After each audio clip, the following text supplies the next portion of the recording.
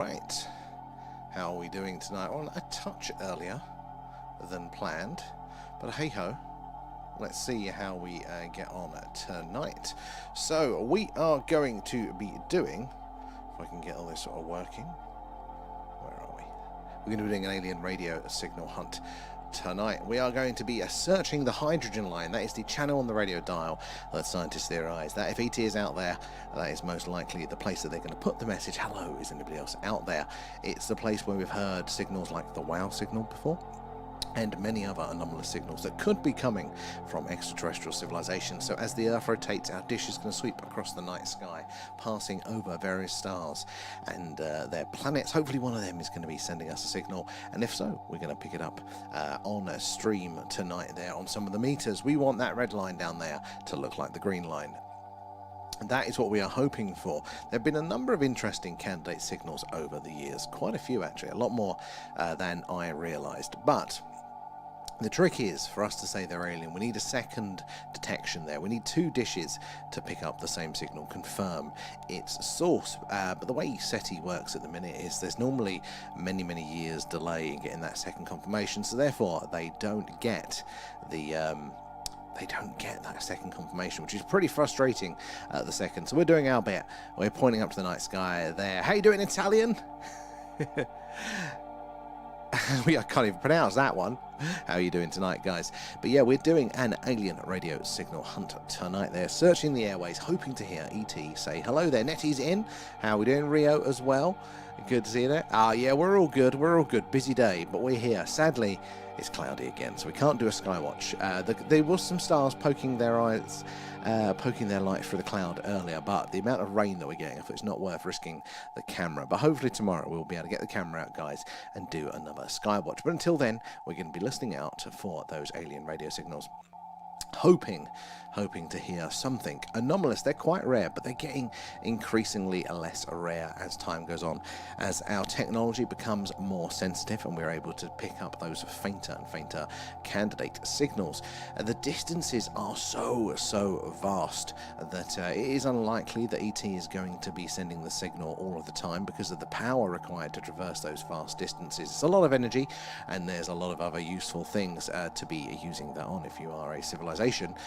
We've only done it once as a species in as well there. How you doing, Kate? Good to see you there. I've been told I am allowed, Nettie, I'm told I'm allowed to do it tonight.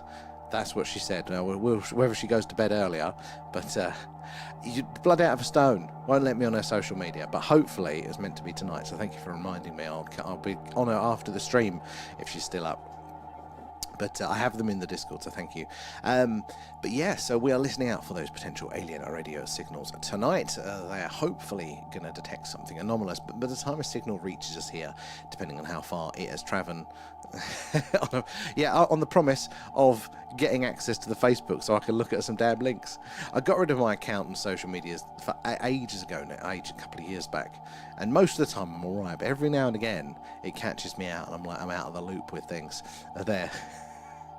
But yeah, over these distances are so vast. The energy required to send that signal over these distances is absolutely insane. It takes a hell of a lot there to make sure there is a radio signal detectable. I mean, we look, it's in sci-fi, it's a bit of a trope, isn't it, that aliens are going to be picking up the old 1936 Olympic Games there and things like that, that pick up our television, our radio. It's possible, but also they would need a planet-sized dish to detect that sort of fainter signal there. It takes a hell of a lot of energy. I think it's going to be most likely our radar and things like that is what's going to be detected first, just because they are much more energy intensive there. And what about the power of telepathy for alien contact? So this is an interesting one, Italian. They're coming out much more recently, a lot of this stuff. Not an area that I had known much about, but the last few years we're getting the psionic connection there, all of these ways. Many people talking about potentially contacting aliens, and I would have written, telepathically, I would have written that off a few years ago as, totally lost the plot. But there's quite a few, and even in a professional setting there, they do say that maybe even the US government has programs that involves that. The problem is, without knowing the mechanisms for such things, I have no idea how likely it is. It's interesting. We're seeing lots of conversation around it. So it's possible. I mean, radio, what we're doing now, is just one way of communicating. Light is another there. Telepathic means, something like that, could well be an option there. Some sort of maybe quantum property there. Maybe there's a way of rigging quantum entanglement there. They've been trying, but they can't find a way yet to use that to send messages and things. I like that. Oh, I probably will, Nettie. I probably will. So I hopefully, because I'm relying on you guys sending me links to keep me up to date these days. So I'm sure I will when I eventually get around to it. There, Joe is in. How are you doing? What have you been up to? Good to see you there. And when are we going to the moon, Angela? Good question. Not for a while now. They were hoping, weren't they, to send a crew up there. Was it Artemis 3 or something? But now they're looking at it and it's going, it's a little bit shonky, the rocket there. So it might be a while, sadly. I mean, I think there are other ways to achieve these things, but I'm still very much behind the traditional chemical rockets for now and stuff there. And I heard it too, yeah, it's hard to know, isn't it? There's lots of things that we hear, and it's hard to know until I get some personal experience or even understand the mechanisms behind for me to be able to then kind of have a lot of confidence towards specific accounts. But the amount of, reports that we're getting in that area, it does seem that there might be some smoke, some fire to that smoke there. You never know there. And I see it in the tapping away, guys. Thank you for that. It is the likes and shares that helps us reach more and more like-minded people like yourself. Raf is in the house there. I shan't repeat your welcome messages, Raf, because TikTok told me off for that the other day, didn't it? But I hope you're well there. And see, the thing is, no matter how many times, my gift is right there. I still doubt every word thing. So this is interesting. You've got the first-hand experience with it. So I have second-hand because you actually did a reading, didn't you, Kate? For me, which was really interesting. Like, I wasn't expecting it to at all. Not as a comment on the gifts to say, but I thought, if there is some sort of past life association there, what relevance is it going to have to me? But the things that you mentioned with it were really interesting, and I felt there was some sort of connection there.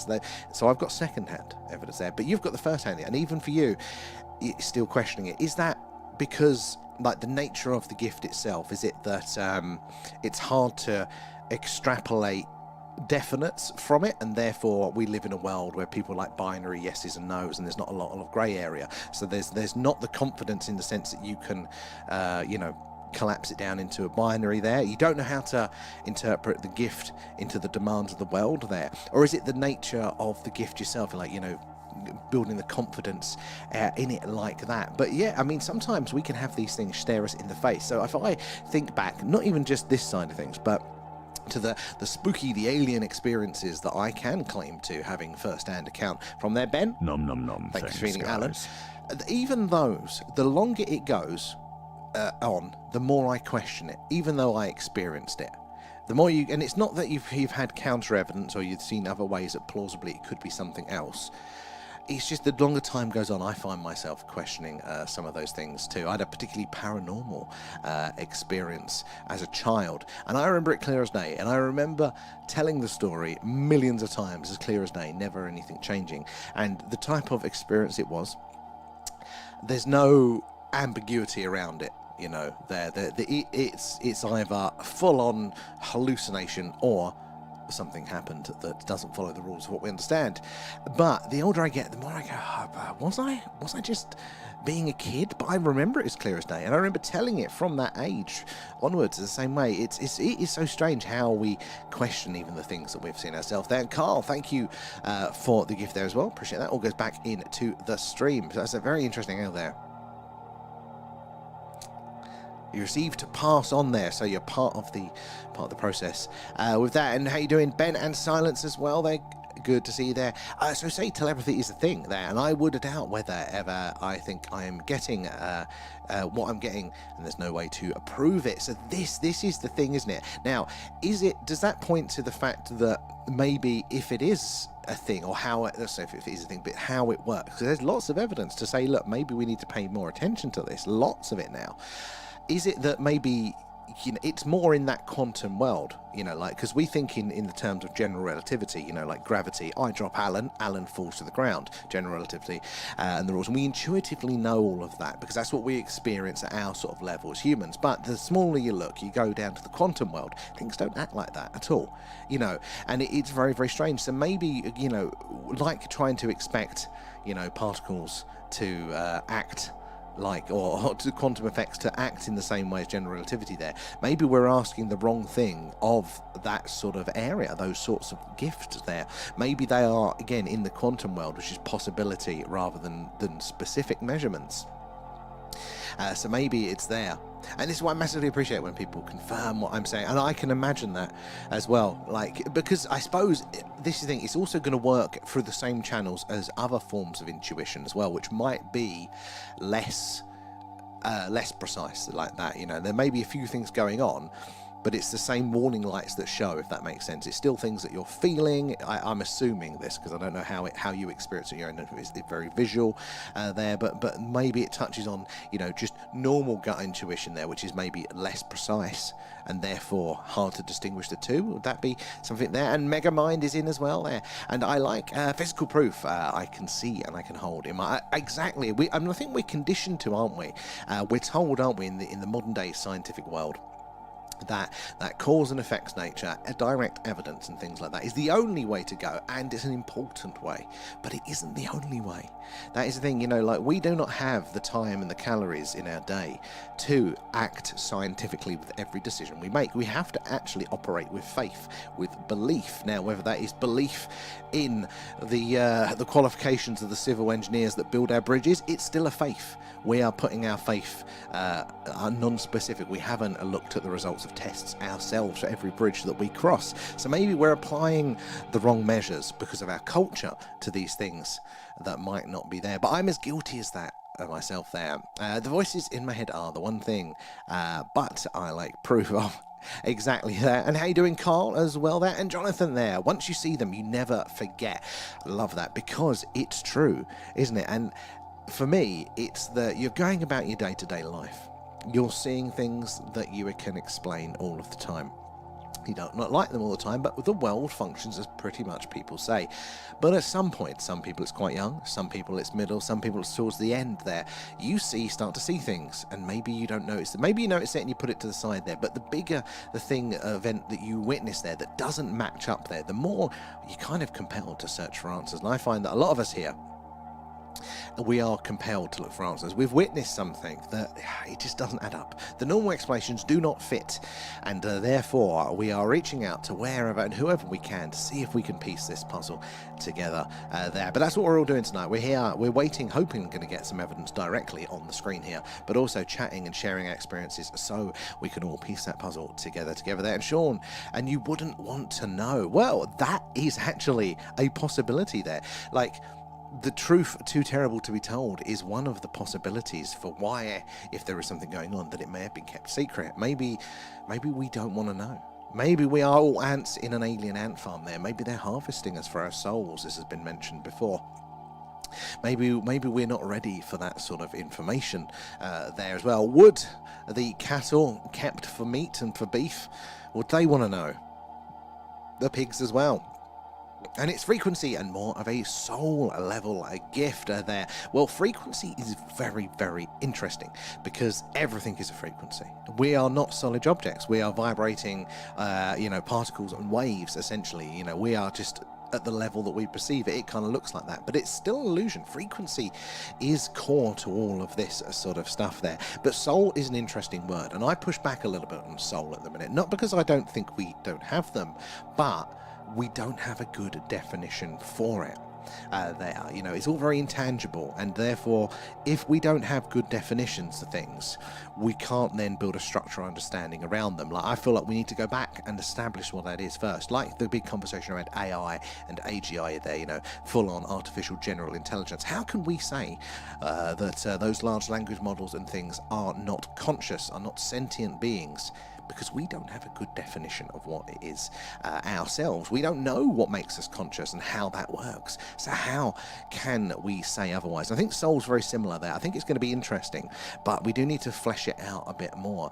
to build upon that one there. And Pengy 1.42, yeah, hydrogen line, that is exactly the one there. I haven't done my spiel in a while, so thank you for reminding me. We are listening out for potential alien radio signals on what is called the hydrogen line. That is the channel on the radio dial.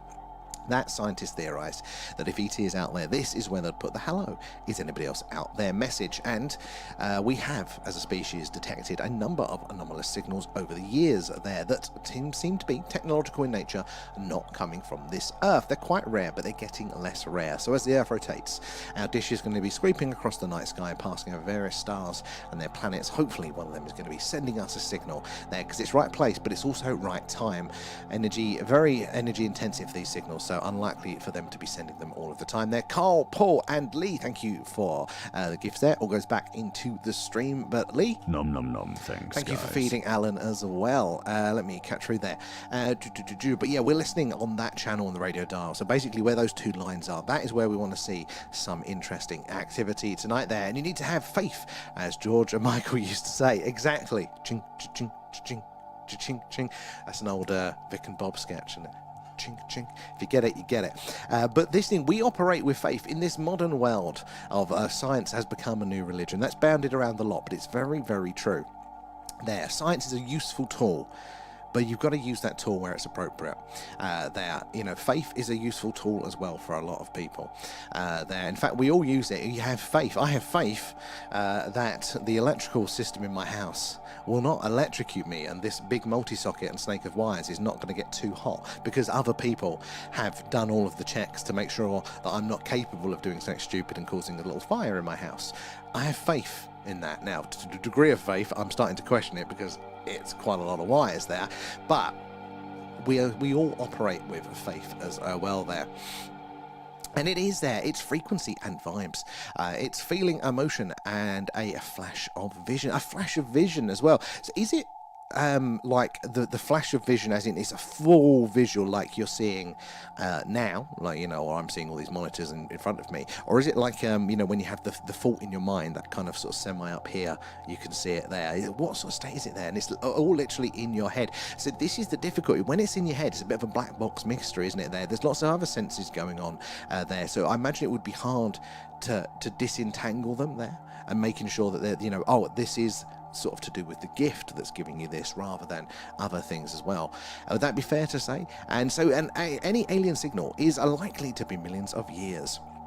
Right, so, well, this is the thing. Probably not millions of years, because it's going to be the distances involved. If it's going to take millions of years to get here, then that distance, the energy requirement for it to be still perceptible to us after a million light years or so, is going to be like that phenomenal, God, I can't even give you a measurement of how much energy. So we'll be statistically more likely to detect the closer ones, but then obviously you have to filter out with how likely is it that there's going to be an intelligent civilization within a closer range there. But there's an interesting theory that came out semi-recently around this, which was we are most likely to detect an alien radio signal from a civilization on its last legs there, because that is when they are going to be most likely to put in the resources to make that signal as powerful as possible, but also for as long as possible, maybe their last year or whatever it is. And maybe it's going to be we're going to upload our information to the galactic internet there, and hopefully somebody is going to be able to take that and pass the baton on. They're going to be able to pick up where we left off. Maybe it's a warning, don't develop AI there, or maybe it's a please help us, there's a black hole coming too close, we can't get off of our planet. Whatever that signal could be, a civilization can be most motivated to put in the resources and time and energy there under that last sort of threat. So we might end up seeing that one last there. And we've got an example of this in normal space science there, which is supernovas, because supernovas are incredibly rare, but we see a hell of a lot of them just because they are disproportionately loud and bright. So we end up seeing a lot of them, even though they are very, very rare. So it'd probably be the same rules that apply to something like this there. And Pengy, is he high? Is this hydrogen line radio astronomy? It is, yes, Pengy. And no, I am not tonight there. You have to give me a second to get through all the comments. I'm 31 behind there. And Sean, if aliens are here, wouldn't that mean that AI has always been around? Maybe is the answer, I think, there. So there's an argument that maybe AI is a development that happens technologically. Everyone kind of gets to that point and does that. So if an alien species are here and they've been visiting us and they're far more advanced, maybe they've already got it there. Maybe the greys that we're seeing are the little biological limbs of such an AI there. But maybe we progress with AI, but we get to a certain point. But there's lots of people saying how dangerous it could be. So maybe advanced civilizations at last don't push it past that thing. So it's a bit of possible, but also maybe they go away from it there. And how are you doing, Lee, as well? Paul is in. Good to see you there. V, how are we doing tonight there? Thank you for the gifts. We'll get back into the stream there. And we are doing what we do best and going off on tangents. Exactly, but that's the bit I like, going off on tangents. If this thing spikes, if we do get something, we'll notice it. It's not a problem. But we can flesh out our understandings of the world, the universe, and how it all works there. Rio is in as well. Good to see you. So it's taken me a few minutes to get around to you there. And people in the USA are going crazy over all the meteorites. Damn it, it's skipping ahead on me. Sorry, guys. So I heard a little bit about this from B in our community. Is it still are they getting a lot of showers in? What is the deal? What's going? Was it just one large one? What is the deal going on there in Italian? I've always thought that we should be more technologically advanced than we actually are. Could be some repression. For me, that hockey stick developmental curve is just like to see the last bit there. I'm either thinking, what happened earlier on there? I'm a big fan of potentially the ancient civilizations. It does look like that as long as the weather is fair and we can grow enough food, we will technologically advance. So maybe it's happened previously and we just keep getting reset. That makes sense to me, I think, with the evidence there. We are our beliefs. Faith and believing just help you get there. Sean, that is, I think, 100% we are our beliefs and our faiths there. Psychologically speaking, you can take religion out of it. Psychologically speaking, that is true. That is how the brain works there. You model the world based on your experience and your understanding of it, and then you match that up with the sensory data that you get in real time to operate within the world there. So people will not literally see certain things if they do not have an understanding structure for that as well. And you can see it. You can see people melt down when those things are challenged. That is how it works there as well. And you've got to free your mind to know every thought, good or bad. Where is it coming from? There. Well, that is a whole rabbit hole, but it's a very, very interesting one there. You know, we are our thoughts. We're like computers running around here. You know, we are getting data in all the time, making calculations based on that. So a lot of what we think is our culture, our experience, and our environment. There's not as much conscious in us as we would like to think. We like to think we make all of our decisions. We are, you know, who we are, but a lot of it is actually down to nurture, not to nature necessarily, but also your environment on an ongoing basis as well. And it's definitely difficult to differentiate unless I put myself in the right state, I guess. Maybe that is part of the practice then, but I could understand that would be quite difficult.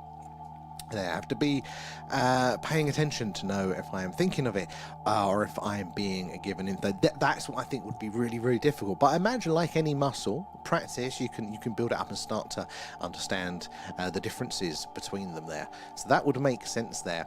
That New Kids movie there with transfer one consciousness to an animal. Oh, I've seen the trailer for that. Remember the tap likes. Thank you, Ben. We do appreciate the likes there and the shares, the tapping away. It does help us reach more and more like-minded people like yourselves. You never know who's going to come in, have something awesome to share, and can help us all understand a little bit more about our universe or our place within it, what is going on there. And I think in pictures and words, I don't always notice the change in voice and tone. You know what? That is quite true. I think I'm just trying to think of myself there, you know, having the inner monologue. But you know, I couldn't even tell you whose voice it was or what the tone of it is. It's just a voice there as well. And up to 5 or 6 over the US, Texas high. Okay, so there is a bit of a spate going on then. Like, they're more noticeable than usual because there's always stuff, isn't there, coming in, you know, breaking up in our atmosphere. We see shooting stars all the time, but they're not that big. So if they're getting a spate of big ones, that is quite interesting there. And we are up. We are on a little bit early. I got bored waiting around, so I thought I'd come on a little bit earlier tonight there to sneak in ahead of you there. Tubers, I will get to you guys soon. I'm just trying to catch up here on the TikToks. And God could of very much be an ET. Well, in fact, you look at a lot of the old religious texts and things like that, who they talk about the gods with a lowercase g. It does look like, you know, I think sometimes they actually say there for, you know, beings from other worlds. You know, it's not that far of a jump, is it there? Freedom is an illusion there. Dr. Robert Sapolsky, I think it is, brilliant guy, talks about more of a, how would you put it there, deterministic world there. So rather than us having free will, he thinks everything is deterministic. You know, everything is a knock-on effect there. We're going to make the decisions we make because of the experiences we've had. We've had the experience we've had because of the environment we're in. Everything is a knock-on. It's not that it's pre-planned. It's just like one of those Rube Goldberg machines when everything knocks the next component down, you know. And if you could have a computer complex enough to understand all the connections, you could predict absolutely anything. It's a very, very interesting case, worth checking out. My head says that makes a lot of sense. My heart says we're missing something, though. And V loving the stickers there. So you say, so it's not an illusion, it's a state of mind. That I can understand that one. I'm still wrestling with that, though. I can see both sides and both very strong arguments for it, though. So I don't really know. And freedom is both an illusion and a state of mind. There you go, Kate. He's got the answer. But total freedom, all things, does not exist there. Or maybe that is the ground for it, the middle ground there. And Ben, my sister had a reading and they mentioned a pet rabbit she had, and mentioned my mum was sat with it. Oh, that's quite sweet. I'm trying to think. Leanne had a couple of readings, and there was one of them was awful, right? If you ever actually do want to have one of these readings, don't go to the guy on Brighton seafront, like in the arches right on the beach front there. There's like a little, I don't know, reading tarot booth or something, one of those things. They're absolute arsehole, definitely fake. Don't go to him. But other than that, chap, you did have something, you know, I can't remember the specifics of it now, but I'm going, would I pick up if it was cold reading? Well, am I aware enough for that? But it does sound rather interesting there. The colour and the name straight away as well. That is very interesting. There are something like, how could they possibly know that there? Right, over on the tubes, how are we doing? Zen is in as well. And it's quite nice. It'll fill up over there. We're just on a bit early there. Peter's in as well. How are you doing? Harco's over there too. Zen is in there. So according to Bledsoe, next week is going to involve finding the halls of Amenti. So this was Chris Bledsoe, an experiencer, connections coming out the wazoo related to the phenomenon, isn't it? But part of his predictions was that, yeah, in Easter 2026, we're going to find basically all of that secret knowledge below the Sphinx or something, wasn't it? The halls of Amenti or whatever are going to be opened, and that's where all that knowledge is going to be. So it's going to be interesting. Now, will they be opened? Will we get told? But it could, you know, you never know. But at least it's a date in the calendar, so we can see if it's all right or wrong. There, and I've had 3 good readings in my life there out of many, and it helps when I have sassy guide sniggering point you in the right direction. Ion, how are you doing as well there? I'm saying nope. See, this thing, I don't know if I would notice, but I've definitely been impressed, and I was at the point that time anyway, I was very skeptical of all this sort of thing there. I didn't really have any good touch points for how it could be real. Very much changed that opinion now, but at the time it was still impressive, and I also wasn't believing it there. And it is absolutely coming down, cats and dogs. I got my slippers soaked when I popped out earlier. So, yeah, it's going to be interesting. It's an area for me to have a lot of confidence. I want to know how it works. I want to know how everything works. Like, that is just how my brain works, basically. I want to take the thing apart. I want to know what's going on the inside. So when we're talking about all these abilities and phenomena here, I need to know. I need to figure it out, and I probably won't get the chance to. But there's always rules. These things will be governed by rules and process. It's just that we haven't got there yet.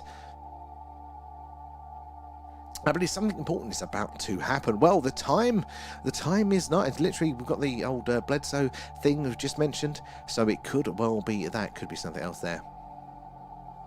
I have one stronger guide and many a lower touch on. Interesting. So you get multiple. Do you have to build the relationship with them as well, or like over time that improves, or are you like sort of a given one there? And aliens could just be government hybrids taken straight out of Egypt's history. I mean, there's lots of theories that well could be part of it. One of the ones that was interesting to me was that we use reverse engineered craft and people with alien masks to abduct people and kind of paint this false alien threat narrative there. I don't know how much. It seems like quite the road to go down, but it's interesting there. It is a strange feeling. Is there anything that you can equate the feeling to, though? To somebody that doesn't have those skill sets. Marcus, how are you doing? Thank you for the heart there. My guide makes it difficult for any genuine person reading. So they're like kind of getting in the way there.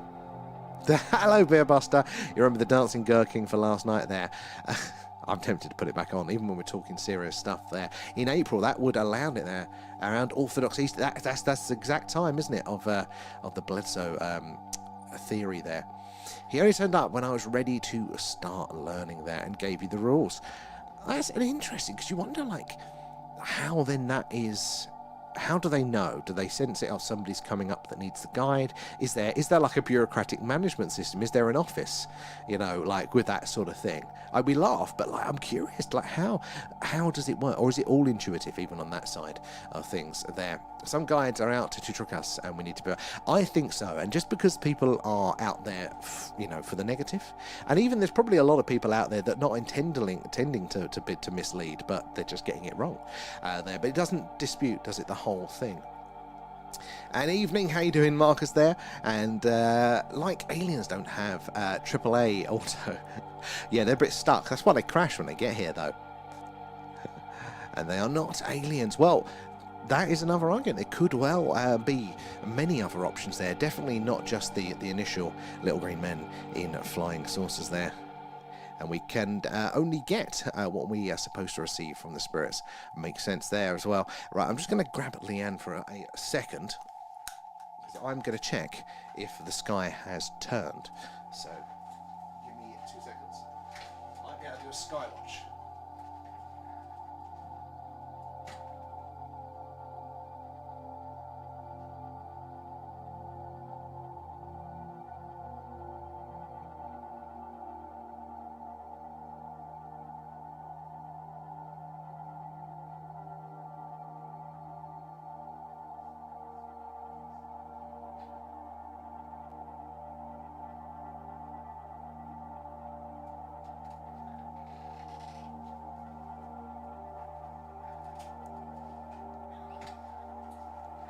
Hello.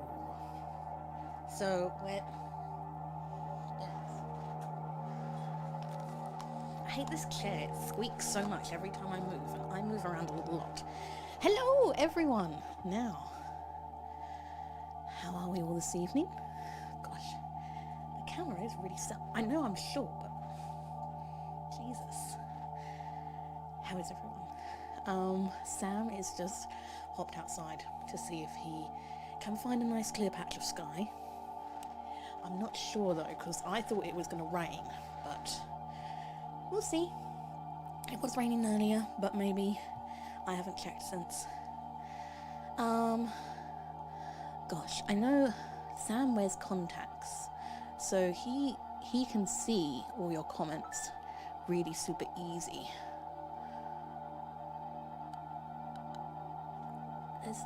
Hold on. There's like 18 new messages. Why can't I?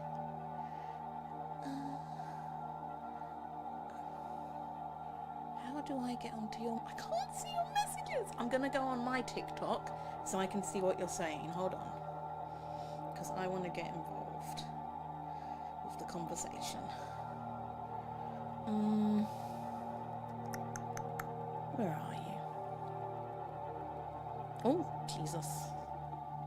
Sorry, guys. I wasn't expecting to be coming on, but I thought I'd sneak up while Sam was doing stuff. Oh, everyone was saying hi. Hi, guys. Sorry. For some reason, the chat on the teleprompter thing that he's got isn't scrolling, and I can't figure out for the life of me how to do it. It's raining there, and it's been hammering down where you are. Yeah, I don't know. I think he's just being very hopeful. I bet he's gone out for a cheeky fag, if I'm honest. I think he's gone out and he's having a cigarette. I don't know if I'm actually allowed to say F word or cigarette, actually. I'm probably going to land him in TikTok jail, aren't I? He's gone for 5 minutes, and he'll find his whole thing is banned. I hope not. I'd feel really bad if that happened. But yeah, I am well. I'm going to talk to you about stuff absolutely nothing to do with aliens. I mean, who's in the chat tonight? You all know what's going on. We're looking for alien radio signals. So what the noise you're hearing in the background in a minute, you've got that really nice relaxing music, but you've also got this like a little whistle going on. That, my friends, is the sound of hydrogen screaming at us. That's the noise that all the background hydrogen in the universe is making, and we're picking that up on the hydrogen line. Now, the reason we are listening to the hydrogen line is because that years ago, this is where we had an anomalous signal. It's called the WOW signal, and it could only have been admitted by some tech out in the universe. And we don't know what it was. We've not heard it again since, not that I'm aware of. But then, how many people are listening all the time? So that's why we do our little radio signal nights, where we're all having a listen, and we're all trying to figure it out. So yeah, if you see any sudden spikes on this yellow line that we've got, where can you see it? There, if you're on YouTube's, and then yeah. It's there where on TikTok too. Yeah, so that's what we're doing tonight. We're looking for any spikes on that hydrogen line. Now the reason the scientists theorized that it would be on the hydrogen line, because we did hear something, we did get an anomalous signal once. The reason that they think, yeah, that makes sense, is because this hydrogen line, this radio signal, is everywhere in the universe. So you know how if we're looking at or listening to, sorry, you're in your car and you're driving through like little local villages and stuff, and occasionally you'll pick up like a really local signal. Like we've got Warminster Radio, which I might be going on later this week. That's exciting. Not for anything alien related, it's really boring. But yeah, we have a community radio, and that's only got a very small signal range. So as soon as you drive out of Warminster, it's gone. You can't hear it anymore. Then you've got your national radio signals. Now those are like your KISS, your BBC, all the big ones, right? Kerrang. Does anyone still listen to Kerrang? I bet it's still exactly the same music as when I was a teenager. They only ever seem to play the same sort of 10 songs on loop, but I loved it. Yeah, so those are your sort of wider national ones. Well, the hydrogen radio signal is like universe-wide. So, if there is intelligent life out there, the hope is, A, they would have clocked radio signals. Because that's, when did we get radio signals? We figured that out. If we could figure it out, then another intelligent life out there could have figured out. And then, maybe, they also figured out that we've got access to the hydrogen line. So, if they wanted to get a signal to us, put it on this line, we'll be able to hear it. So that's the theory. Now, I don't think we've seen anything yet on our alien signals. We've seen some odd spikes and stuff. We've been learning a lot about this sort of tech, which I don't know about you guys, but I find it really interesting. Just learning about all the radio stuff. Like Sam, when he had his radio station, he used to show me all the bits and bobs and all the bells and whistles and whatnot, to make it all work. And I loved it. It's something about that old, I say old, that sounds really awful, doesn't it? But it is older tech, and it's more sort of oh god, what's the word? Not binary. And it's all sort of more manual rather than digital. What's the word? What's the opposite of digital, guys? Someone. What frequency on? We are on 1.4204 something. It's the hydrogen line. So if you find analog, yes, analog, thank you so much. That was driving me absolutely mad. Yes, like clocks, analog clocks or digital clocks. But analog radio is sort of, yes, thank you everyone, tip of my tongue. Yeah. all that sort of analog technology and actually physically doing the, God, I'm terrible for my words tonight, but like the things that go up and down, the things when you're looking on the thing, you're on the radio and you're turning it up and then you're turning it down and then you're fading the music in and then you're fading it out.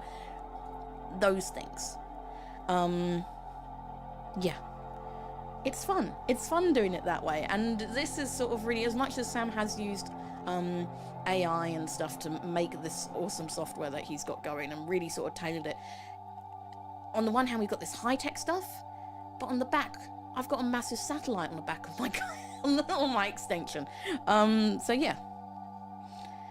Yeah, we've got a big satellite out on the extension. Well, I say big, it's big enough. Probably my arm span. Maybe a little bit smaller? I don't know. All I know is Sam had a right trying to get it out of the window because we don't have a big opening window in his office. He's just got one of those ones that goes like this. So he had to crawl underneath it, then try and get the thing out of there, and then get it put right on the extension. Then it fell over once he got back in. He had to go back out. And yeah, it's always funny because his ass gets stuck and then I slap his ass. So yeah, always take advantage from it like that. Again, I'm gonna get him banned, aren't I? Oh no. I'm looking at the chat. If I'm looking down, it's because I'm looking at what you're all saying to me. Tuning, what's the antenna? Stuntman Sam, yeah, that's it.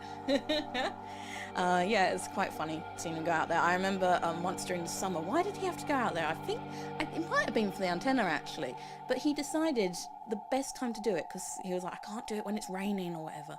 And then we had a lovely sunny day and he was like, it's a beautiful day, I'm going to go out onto the extension and put the thing up there. And didn't really take into account the fact that across the top of the roof of the extension is like almost tarmac stuff. So you can imagine on like a 30-degree day, that was searing hot. And what's worse is when he put his hand on it and sort of went, oh God, that's hot. Because he was balanced, half out the window, half not, he ended up fully like fallen over on it and was just burning himself. I was pissing myself laughing. I was like, this is the funniest thing. I knew it was going to do something like that though. So have you heard or tried amateur radio or ham radio? I think you'd like it. When you say amateur radio, do you mean like radio as in, hi, this is DJ Leanne with the night, or do you mean like actual ham radios when you pick up other people's signals, right, and you can talk to them, like truck drivers use in America? I see that a lot on TV. That would be fun. But I'll tell you what, where we first got into this stuff, it was years ago. Sam had always had a bit of a fascination with pirate radio. I think especially after watching The Boat That Rocked, he really loved that. He loved that film. I mean, he was interested in it before, but then he saw that and the lifestyle and everything. And we went to Harwich in Essex. It was about a 40-minute drive from where we were living at the time. And we didn't even know. We went there for a completely different reason. Why did we go there? Was it the fort? It might have been the fort. But there's a pirate radio ship there. One of the ships that was actually used in The Boat That Rocked. Not Radio Caroline. We've been to that one as well since. But we went on this random lightship. And they were still doing pirate radio in there. Community radio. But, you know, it was still all the same DJs and stuff, a few new ones. And then most of the time it was just like a museum and you could go have a look around and things like that. But then once a year they do this big sort of showcase that lasted about a fortnight. And Sam went in there. We had no idea it was there. And he got chatting to the guy. And then the guy was like, why don't you come? Why don't you come along? It'll be great. He loves getting people involved. And Sam ate that up. And he was like, yes. So we ended up helping out with the radio, on the pirate radio, on what was it? Radio? Mi Amigo. That was it. The old Caroline lot. Yeah, all the old Caroline lots. So some of the DJs from Radio Caroline came on, and we spent one night actually on the ship, which was a laugh. And there was Panic in the Morning, where it was proper like the boat that rocked, because in the morning at one point there was a guy who was supposed to be doing like the 6 a.m. show, but he'd been out getting pissed the night before, and we were like, he's not going to turn up. He's not going to be there on time. What are we going to do? And yeah, I can tell you what though, sleeping in that bed was so uncomfortable. It was like smaller than a single bunk, and both me and Sam trying to squeeze in the same bed. I was like, this is ridiculous. And I could feel the waves going a bit, and I was like, oh no. But other than that, it was interesting. It's like track, but way more formal. Long distances, satellites, and across the world. Oh, awesome. We should do that. Why don't we do that? Do what? Ham radio and amateur radio and talk to people. You need a license for even like talking to people. Oh, that's why we don't do it. We're not licensed. We've got different licenses though. Sam's got his alcohol license. He can serve you booze if he wants to. Lift blue swim ribbon and lifting heavy objects. Yeah. Anyway, the man is back now. That sounded really like misogynistic, sort of like, the man is back, I've got to go. No. Back to the kitchen for you. The man of the hour, I should say, is back. The man himself, the myth, the legend. Alan. But I'm guessing by the looks of it, we've not managed to get the sky tonight. No. It rained again. It rained again. But it was lovely chatting to all of you. I'm very sorry that I've been rubbish at keeping up with the chat. Like I said, the teleprompter isn't scrolling. And I have terrible eyesight, apparently. Getting old. Anyway, hand you back over. Love you guys. For future, you just scroll. Oh. Like that. I was trying to move. I was doing this and trying to find where the cursor was, and... I mean, it is across through. It goes across to that one. How do I know when I'm on the middle one? Like the one with the chat? You have to... There is a cursor on there, but you have to scroll. So you get this one, Yeah. 2, 3, 4, 5. So you get lost on that screen there. So it's that one. So Yeah. you go that way. Yeah. Then it comes up here. Oh. So there you go. I've learnt something. See, I told you I prefer analog stuff. All this is too tricky. Here you go, my love. Ooh, Thank you. I got an eBay eye. Oh, you buying shit? No. Oh, that's a shame. Air conditioner. I was Oh, looking we up. do need to. Oh, I need you to do some Facebook links. Yeah. Well, we'll see. Sorry, guys. I was trying to set up the camera and it didn't. Well, it started raining again, and I thought I better not risk it there. But it was really, really clear, which is very frustrating. That's why I wanted to risk it, see if we could do a bit of a skywatch. But no, best not. Right, I won't scroll all the way back up there to see where we're at there. But I can see Private Tomcat is in over on the tubes there as well. And Ken, how are you guys doing there? Bubba is in there. I think aliens used portals and a ship there. They could well do. There is a lot of an argument, isn't there, or a strong argument that warp drives are definitely being used there. So definitely it could be a way to traverse those distances there, bending time and space. It doesn't break physics either. Blue Nose just noticed up there as well. Thank you for the star. It's very, very kind of you doing. How are you doing tonight there? And Ben and Marcus feeding Alan? Nom nom nom, thanks Thank guys. you for getting back into the stream there. But where are we there? And M to the C, I'm an invigilator there for the ham radios, and I can send you the details in a DM. That'd be interesting, M to the C. I'd be useless at it, but definitely we should try it at some point there.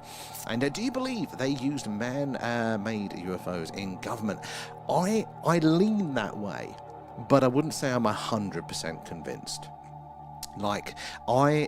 It's degrees of belief. So do I think aliens are out there? 100%.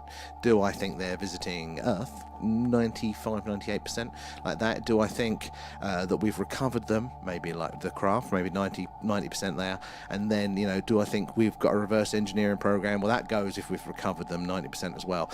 Now, have we been successful in that? Or are we just scratching our heads doing our best? I can't quite tell. There's some interesting evidence for the both of them there as well there. And hello, how are you doing over on the Twitch there? Took me a second to see you there. There's a bit of a delay, but how are you doing? So yeah, I mean, there are so many versions of what could be happening. with the reverse engineering side of things, and very plausible arguments either way. You know, that it is all kept super secret, and we've made quite good progress to the point where we can have craft like those triangular craft that are reported to be the TR-3B. There was a big spate of those being seen in the 80s and 90s. That fits with the sightings. It, you know, fits with the plausibility. But then on the other hand, think, wouldn't more of the technology, wouldn't it have been used more often? Wouldn't we have seen it during the Gulf War, during the Iraq? You know, all of those things, if we had it there. So I don't know. It's interesting there. Paul there, I can't find the key for the UFO. It's you got to tap. It's a secret knock. It's a and just opens up when you do that. And Italian there is no evidence, just a speculation. There is some evidence. You know, this is, and it is a reported evidence, isn't it there? So there's a lot of people that claim to have had first-hand experience, that claim to have worked on those things. It is evidence. To what value the evidence is very much up for debate, but it is evidence there. There are obviously sightings, there is data, you know, there are all of the observations that have been seen there. We've seen all of the, you know, like the Go Fast video and all of that sort of stuff. So it is all degrees of evidence, but evidence is the thing. We think that evidence means that it proves something 100%. That's not true. That's not true traditionally in the judicial system as well there. You know, there are degrees of evidence. You combine evidence that points to prove that most likely something happened. And there's enough evidence, I think, for that to say that there's something going on as well. And it's a very simple exam, 3750. Oh, that's not too bad at all. Oh, that is not too bad. That is quite accessible there. Possibly time travel as well, Bubba. You're right there, because if you do bend space and time, even if you travel just at these very high speeds, you start to approach the speed of light, you're doing the same thing there. You are time traveling as well, so it would make sense there.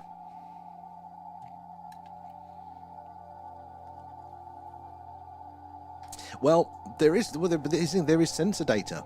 That's all of those videos. That is evidence, that is data that has been recorded there for that. But then there is actual physical evidence as well. So there is a handful of strange materials that have been recovered and tested that have claimed to have been, you know, from crash sites, from landing sites, or even deposited whilst the craft have been mid-air. And some of them, they've tested them, they're good, there's nothing strange about this at all. But others are having very, very strange isotopic ratios, and also how they are sort of constructed as well, sort of like a real atomic layer. It's beyond me to do it justice, but that is real physical evidence for it there. Not a lot of those ones, but it is there as well. And Carl, can't imagine, on an alien world, there's a museum of our aircraft, the aliens reverse engineered. Well, hey, maybe was it Flight 93? Whatever, what's the one during the Second World War went missing over the Bermuda Triangle? It was like the whole squadron of them. Maybe that's where they went there. And only the narrow-minded would believe we are the top brick on the chimney. That's a great way of putting it there, Paul. But that is the thing, isn't it? You know, that I think we can definitely say, you know, look, I don't know if we're being visited. I don't know if any specific claim is true. I think it's fine to question those things to various degrees there. But to think that we are special as a species, to think that we're going to be the only inhabited planet there by default, it may be a possibility, but there's no evidence at the point to suggest that we are special. There is just the absence of our searching for it. So we haven't scanned a lot of the sky. We haven't scanned a lot of the other stars and a lot of the planets to any detail at all. We do not have a good understanding of our own solar system and all of the rocks there. What we think is flying around up there, we'll call it an asteroid. You know, we'll assume it's rock purely on its speed and the fact that we've detected it. And, you know, not that we've detected it. You know, there is so much going on now. I think a lot of them are going to be rocks there, but we tend to mistake the point of, oh, well, there isn't any evidence. We haven't really looked, you know, and science doesn't look and doesn't put in the work until it's kind of reasonably convinced there is something. Science is low risk. They won't roll the dice with these things, whereas us lot, we're more treasure hunters than archaeologists there, and they're both doing the same shit. They both want to dig up old crap that's valuable, right? But they're two different approaches. The archaeologist is, you know, takes years of preparation planning, and they'll go down with their little tiny paintbrushes to dust it all off there. And the treasure hunter will go out on a risk there, looking for every palm tree on a desert island and digging underneath it, hoping for treasure. Now, 99 times out of 100, there is no treasure under that palm tree. But every now and again there is, and those treasures, the things that push science forward. Einstein was a treasure hunter.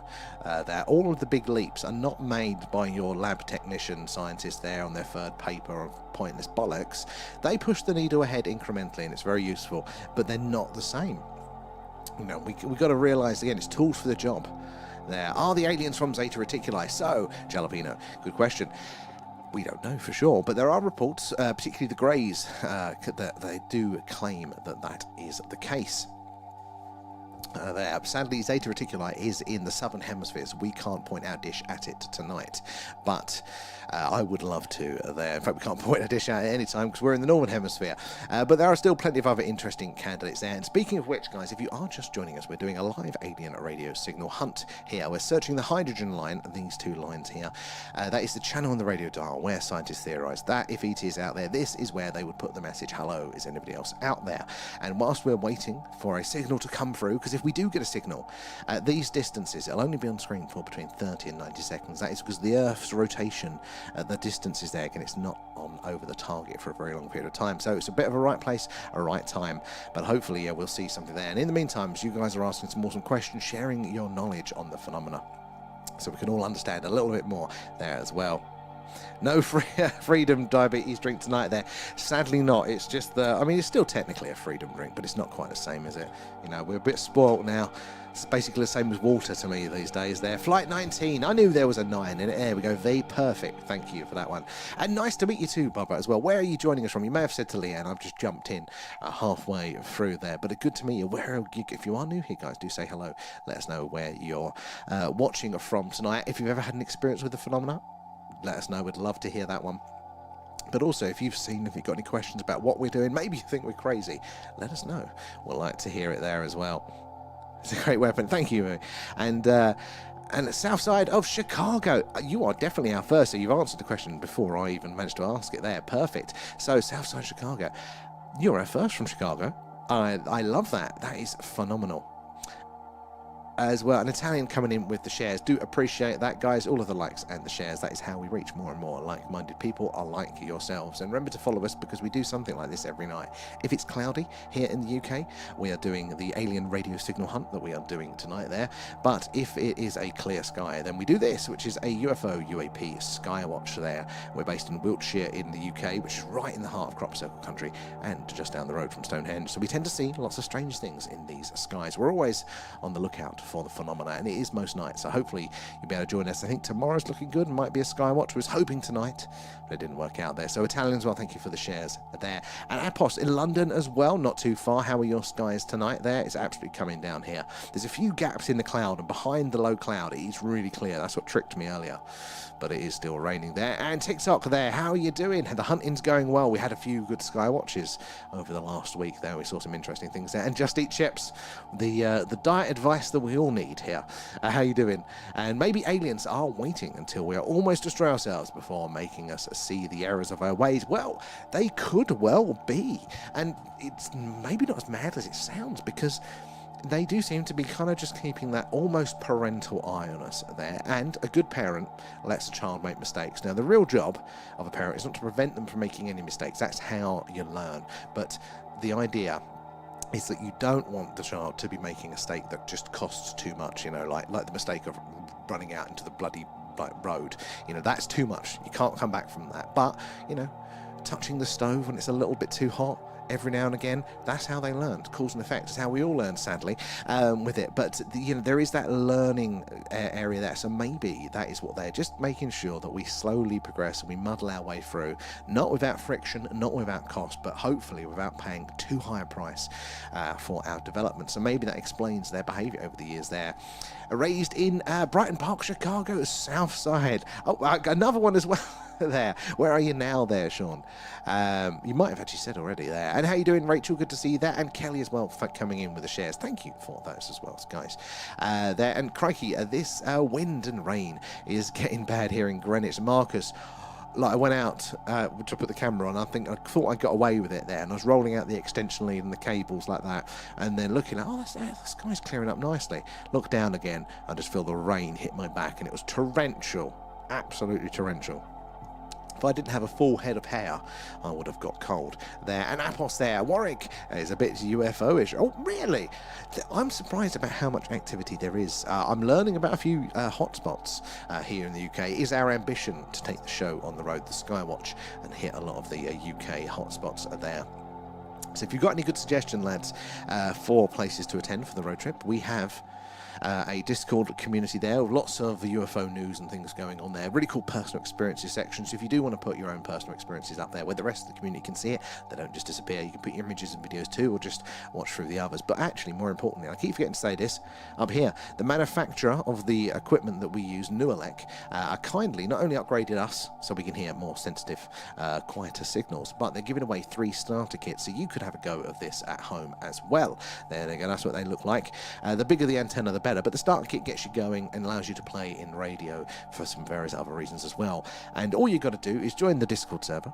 There's a channel in there that's called Competition. Go in there, type the word alien, and as long as you're over 18 in the UK, Europe, or North America, you could be eligible. And I think it's still a 1 in 10 range there. They're giving away 3 sets, and we've had about 30 people enter, so that is quite good odds, and you could do this at home there. We're going to be doing the draw, I think it's next Tuesday, anyway, it's the last day of March, and we do it live on a stream, so do make sure you sign up to that as well.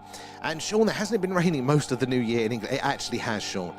We last week it changed, and we had maybe 4 or 5 days in a row of just really beautiful nights. It was absolutely clear and brilliant, but before that, yeah, it was solid. It was like since before Christmas, we didn't, we hadn't seen the sky since before then. So doing a skywatch, that's the main thing that the channel's meant to be doing, is UFO skywatches. So I picked the wrong thing to do being based here in the UK, didn't I? But it's hard to not, because we're in the middle of crop circle country, and it was about a month before we started doing the stream, we had a crop circle on the outside of town that kind of got all of the news. Very interesting one. But yeah, this very town in the 60s and 70s had a phenomenal UFO flap, and it's only a small little country town, and this thing went on for like 10 years straight. There was landings, sightings, abductions, craft, lights, sounds, animals going in, lost time, you name it, for 10 years solid it went on. And people visited internationally during that time, would regularly come down, and some people gave up their careers to move here internationally and just be with the phenomena. So here is a bit of a spooky place. And it was good there. I was up Scotland and something, as I've been going on the last few weeks. Apparently, it's still going on up in Scotland as well. Interesting there. It's bad weather as well, Carl in Blackpool. It's not good today. It kept tricking me earlier, but hopefully tomorrow is going to be a lot better for us there. I thought I've seen some activity on the 10th of March. One thinks it could have been a bird. Well, we have to consider these things in our observations. There has been many a case, as you all know if you've been with us, where I have gone, oh!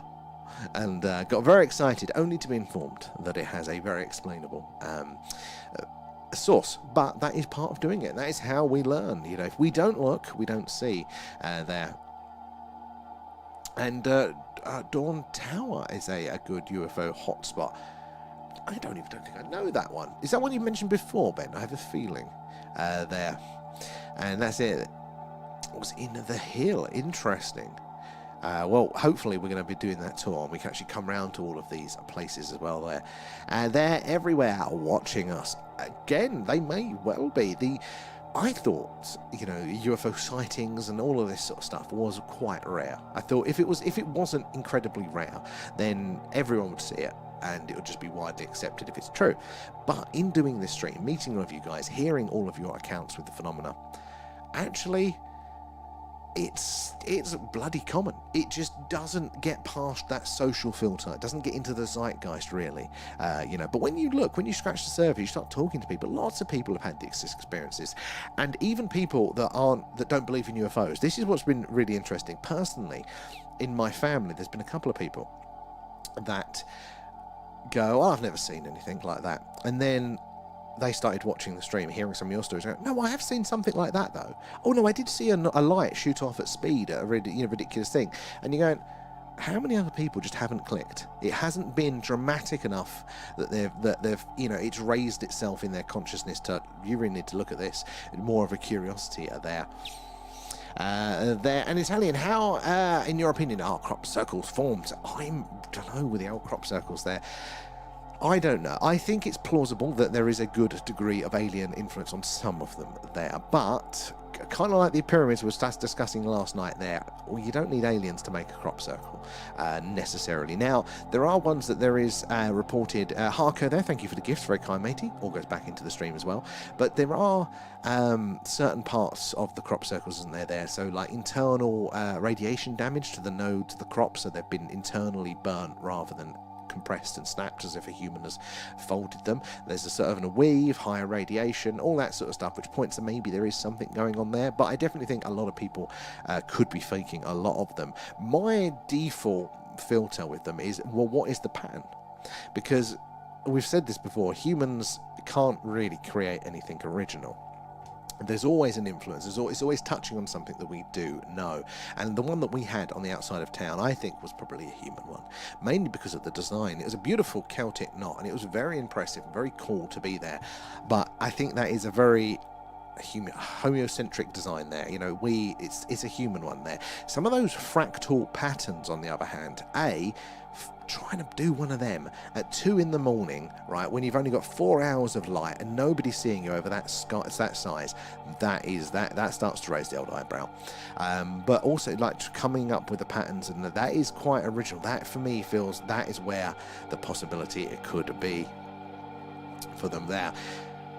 Oh, 100%, Rachel, always curious to see. It might take me a while, but we'd definitely be curious. Not that I'm an expert at all there, and could be a government doing it, making false aliens do bad abductions to implant on people. This is part of it's been said more than a few times, and let's be honest, guys, we know what governments get up to. You know, they do false flag operations all of the time. They go, oh, look at this bad thing, and the enemy did it. Of course they did, lads. So if aliens was an option, of course they would do that, 100%. We said all this during the Free Eye Atlas, because a lot of people said, oh, this is Project Bluebeam coming to happen. I don't think it is Project Bluebeam, but I wouldn't put it past them to try something like that at some point. I think, though, I did spell it wrong. We'll figure it out, Ben. It's not from there. Like Project Blooming, exactly Italian. I think was possibly something that was floated of its time during that era. And that particular project, just for some reason, they didn't try it. They didn't do it. But, Age Next, how are you doing, matey? Good to see you. Thank you for the heart. But I don't think that option for them is off the shelf at all, though. You finally got free. Were you trapped? What's going on there? You've heard of orbs. So orbs are an interesting one. Again, I associated them with like early 2000s ghost hunting, you know, and that's what people would be seeing on those early digital cameras. But no, it's a big phenomenon in the UFO world, essentially big orbs of light flying around. Now, the way light works, especially at night and with our camera equipment, even our modern cameras, it's going to make at night time zooming in, it's going to make a lot of things look the same there, just the way the lenses work and the digital processing of the image. But there have been some like close-ups and things like that. I think there are real orbs, is what I'm getting at with this. And I also think, as the regulars will know, that there's a theory, the plasmoids, which is, you know, orbs or balls of plasma trapped in a magnetic field there, could be sentient forms of life there. And in fact, a UK government report, the Condine report, looking at the UFO phenomena for here in the UK, one of its conclusions was they did speculate that these were a sentient form of life and needed more research. They had displayed, you know, cohesive, like working together abilities there, potential reproduction, adapting to the environment. So there may be something to that. Time for us here now. It is 10 minutes past 10 p.m. at night. What about for yourselves there over the pond there? Thank you there, Italian, and I appreciate your questions and answers. And Carl coming in with the stickers. And V coming in with the hashtags. Guys, it is those likes, the shares, the hashtags that help us reach more and more like-minded people like yourselves. And the more eyes and minds we can get on the phenomena, the more we can all piece this puzzle together there. And are the signs just emojis like we are doing now? It could well be. You know, it could be the interstellar equivalent of donuts in a home-based car park at 3 in the morning in your in a Ford Fiesta. You know, they just get their UFO pilot's license and all the kids, come on, let's go for a ride. Let's go to Earth and leave some crop circles, mess with the monkeys. We don't know.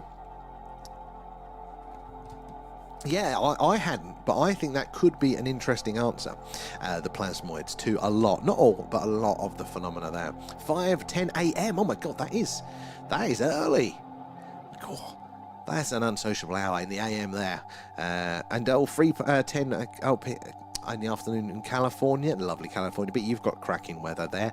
Wayfind is in as well. Oh, PM, I was going to say that's early. That's not too bad. That's not too bad.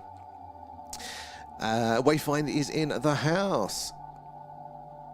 Let's get rid of the messages that TikTok is throwing us up here, left, right, and centre. I wish June would hurry up so we can go see Disclosure. Oh, yes. And June will be our stream anniversary, I think, there. Oops. From the future. Hey, we're all time travellers. Look, I've just done it again. I've travelled in time. You've seen a couple of plasmoids yourself. I think that is going to be one of the most interesting things. It's not the alien answer that we were expecting, but how cool would that be, that there'd be another form of life that has been with us here on Earth the whole time, but because it's mainly in the upper atmosphere, doesn't interact with us a lot, doesn't compete for the same resources, we've just not recognised it as life. That would be a very interesting. And then, is it planet dependent? Can it just go wherever it wants across a deep space? Does it follow the same rules? Because it would also explain why there's a lot of activity around of plasmoids and stuff around nuclear sites as well. Maybe there's something to do with it. Maybe it's a sort of a feeding behaviour with them as well. And why does Sammy look like he's streaming in 8K high-res Supermax? It's not that. This when I have the camera on big screen, you can really see the quality, slacking of it there. And I can't wait for the movie V. I am very interested and very excited by it. We should do a private screening. That's what we should do. You know what? How many of you... We keep saying we should do a meet up there. How many of you would come down if we booked a local cinema or something to do a private screening? There's small ones around here. We could do that, and then, depending on what the weather's like, either do a skywatcher or something. And that time traveller TikToker has been hitting the headlines again. I'm too minded about his account there. So was that the guy that was it Paris or somewhere? And was it? So it might have been yourself that sent me the videos of that. But it's like the first person. But it's the details. Like everywhere's empty. There's no humans around, but it's also freshly empty. And you'll look at a label on something, and there'll be slight dates. It all seems quite interesting. To me, it sounds like ancient tech with the plasmoids. Oh, that could well be. I mean, maybe that is where their technological development went. We went down our industrial chemical road there and combustion engines and things. Maybe they went down the electromagnetism and frequency route. And that might be explaining a few things there. And we could see space beings in dreams there. May well be. A lot of people are saying now, aren't they, that potentially part of the abduction phenomena might not actually be physical. And I don't know how that would work, because a lot of people do seem to have some physical effects from that, markings. But maybe, it happens, mentally as well with your consciousness, because again, even the mainstream scientific community are saying that actually consciousness might not be localized. This us associating with our physical selves, might be the equivalent of us thinking that we're the VR headset, when really you take the VR headset off and we're the rest. But we might be doing that at a different scale as well. So maybe it happens in that sort of sense there. You go to a different place. I wonder what aliens call our planet. That you do wonder. What do they call us as our species as well? What would it be? Oh, we'll get a few of you. I think we could do that. Okay, interesting. And it turns out, I remember at school, my English teacher telling us she had contacted a dead alien. Okay, that's an interesting English teacher there. So, what the alien was, as in the contact they had was because the alien was in the afterlife, and that's how they could connect, or the alien is now dead. That's very interesting. I sent your thoughts to you via mind control. And you said it. Probably Carl. We're on the same wavelength as well. Carl says, join the Patreon. Oh, Carl. You shouldn't be advertising like that, but join the Club Alan tier. Oh, I'm getting the message.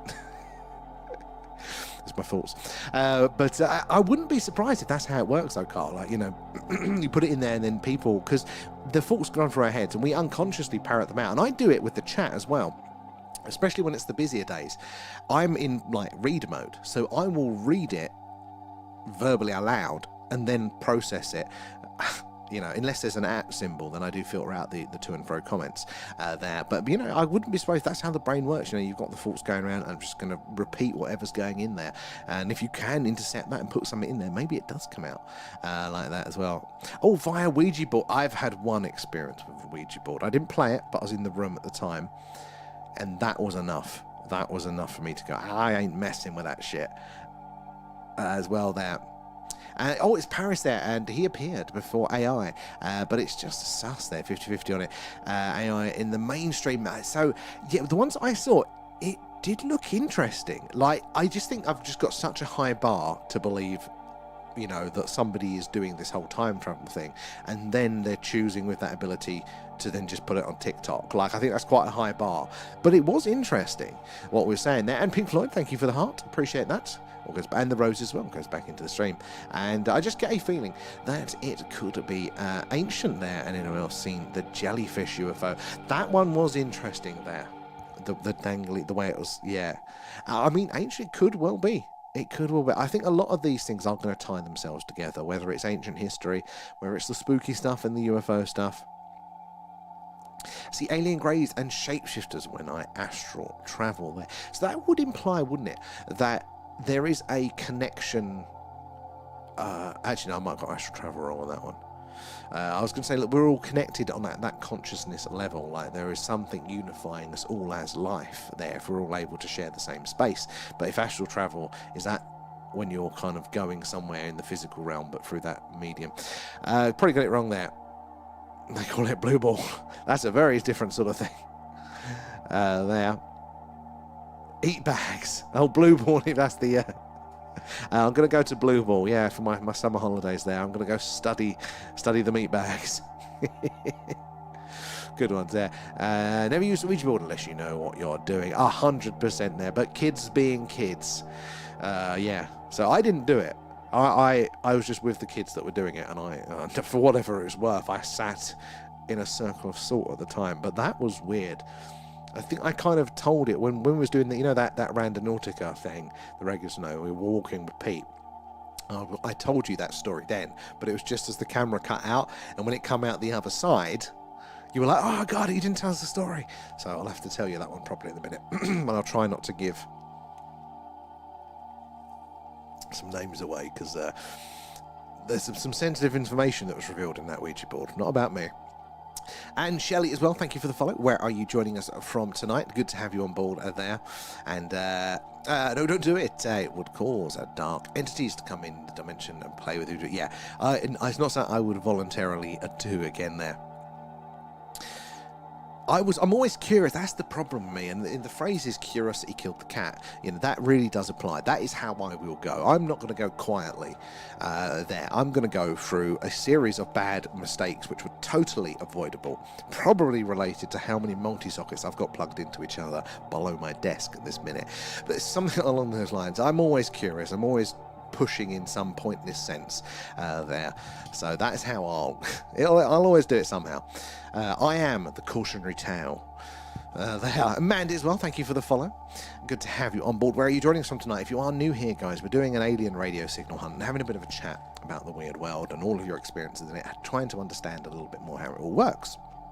So we'd love to hear from you as well whilst we're doing. But what is happening in the background? This is their software-defined radio. It's plugged in to a dish that's outside, which is pointing up to the night sky. As the Earth rotates, that dish sweeps across the night sky, passing over various stars and their planets. Hopefully one of them is going to be sending us a signal. If it does, hopefully again we're going to see it nice and clearly on the lines here. But we're listening on a frequency called the hydrogen line. That is the channel on the dial. That scientists theorize we are most likely to hear a message from ET, should they be out there sending us a signal. It's these middle lines here, so this is where we want to see the activity around that section there. But simple first, we want that red line to look like the green line below it there. Something along those lines there. Let me have a look in the chat there. Had a couple of close Ouija boards before. Some people left them open in investigations. I imagine, on the investigation scene, people are going to be playing with that side of things as well, especially if you're going to places that other groups have been before, and maybe they're not, or in the up to it of how you're meant to do it there. Maybe some enthusiastic amateurs there as well. And unless you can successfully bind or banish an entity, and no one has any business messing with that stuff. That's a very good point there as well. And Punisher, how are you doing today? Good to see you. And although some greys are controlled by the Nordics, that I've heard that, and also there's a couple of accounts. What do you make of these? That maybe as well the insectoids. There always seems to be somebody in charge of the greys, but it varies on the top there. And Magic Man, now you're living in Cloud Cuckoo Land. So, look, I don't mind if other people have other opinions on these things. What do I know? Definitely. But I would say that you probably, well, you are definitely behind the times if you don't think aliens are likely to exist, because that is now mainstream, accepted by science, that aliens are life out there is probably very, very likely. And also then I think it's crazy to think that we are being visited by the credible testimony that we have from very, very important credentialed people. The main reason why people still don't think aliens are real, or they're not visiting us and stuff like that, is because it's not mostly in the news. But the events are still happening and they're still recorded, and a lot of those aren't in question. So you can have a counter opinion, but it's not great. It just means you haven't checked with the news lately, sadly.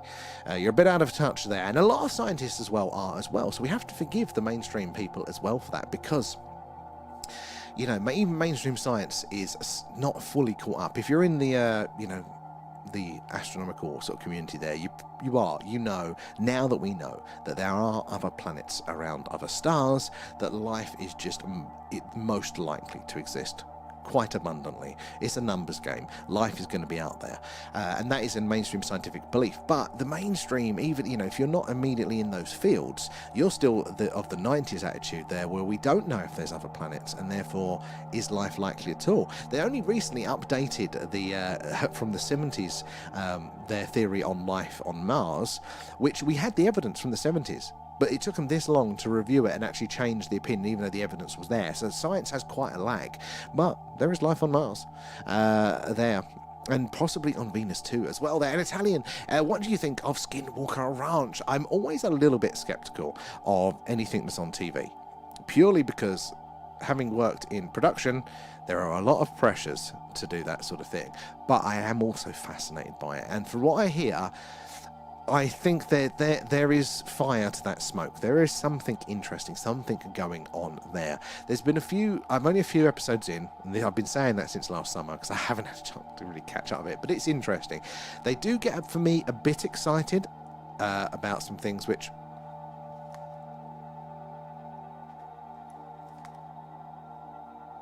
Sorry, helicopters going over.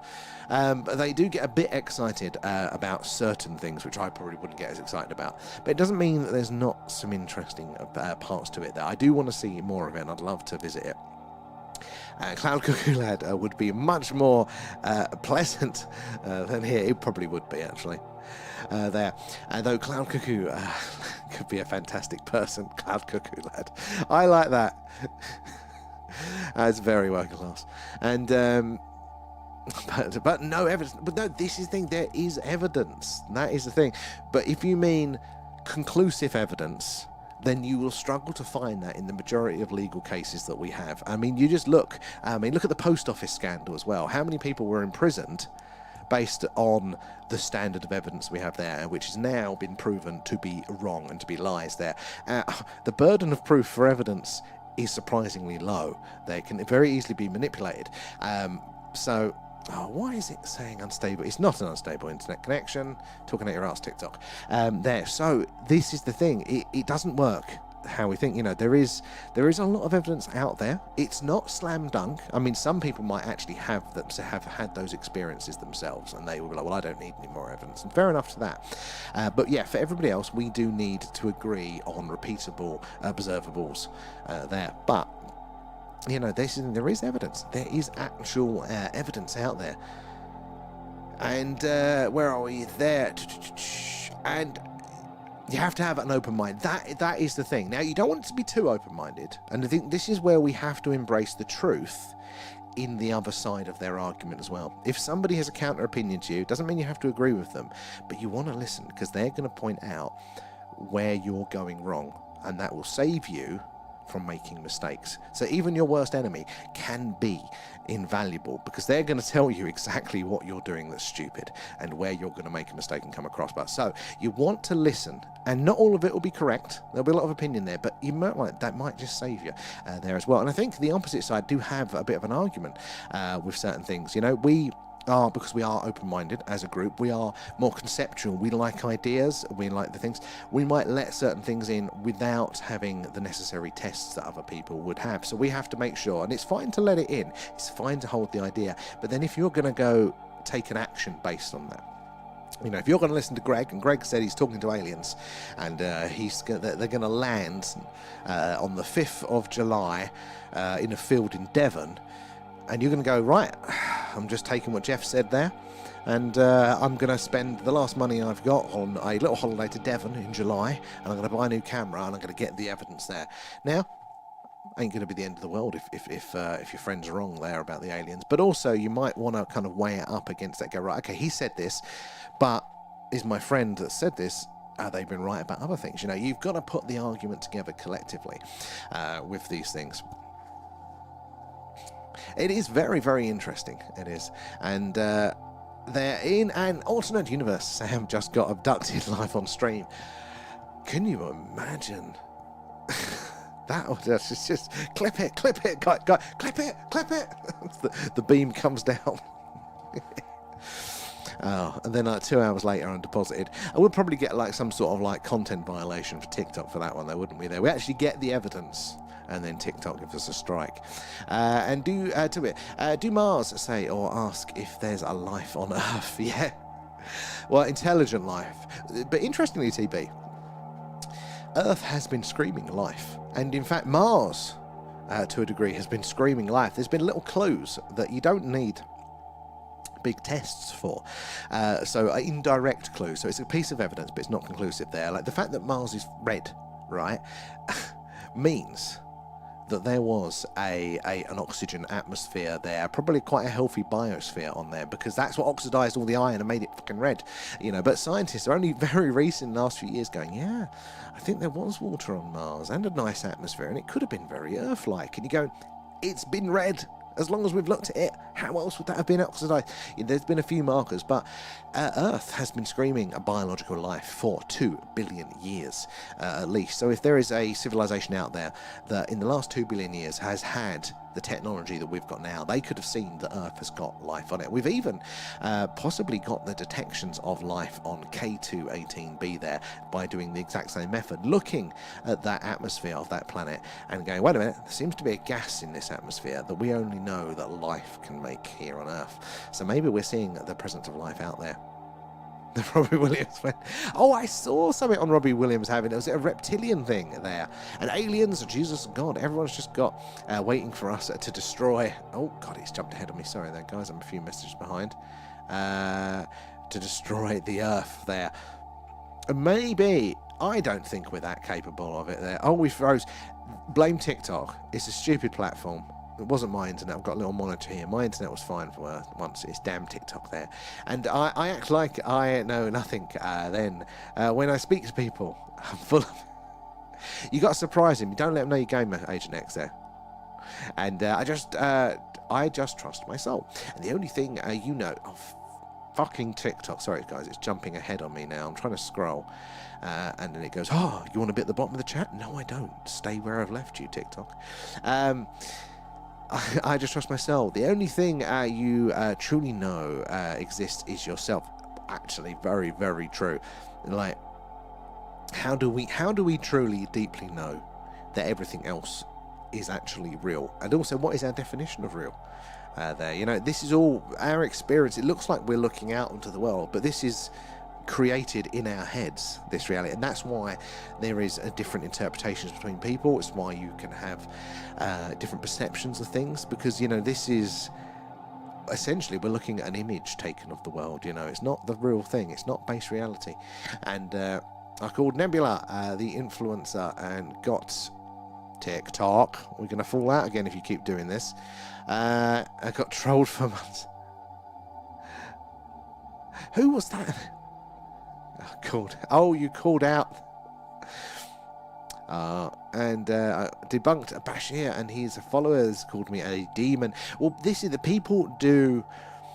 This is a very interesting point. I don't know about the specifics of those individual people, but what happens is people go along, and whether it's an individual like this or whether it's an institutional structure within our culture, NHS one here, our education systems, all of these sort of things, good versus evil, right and wrong, basically these are foundations that we use individually to then structure our understandings of the world.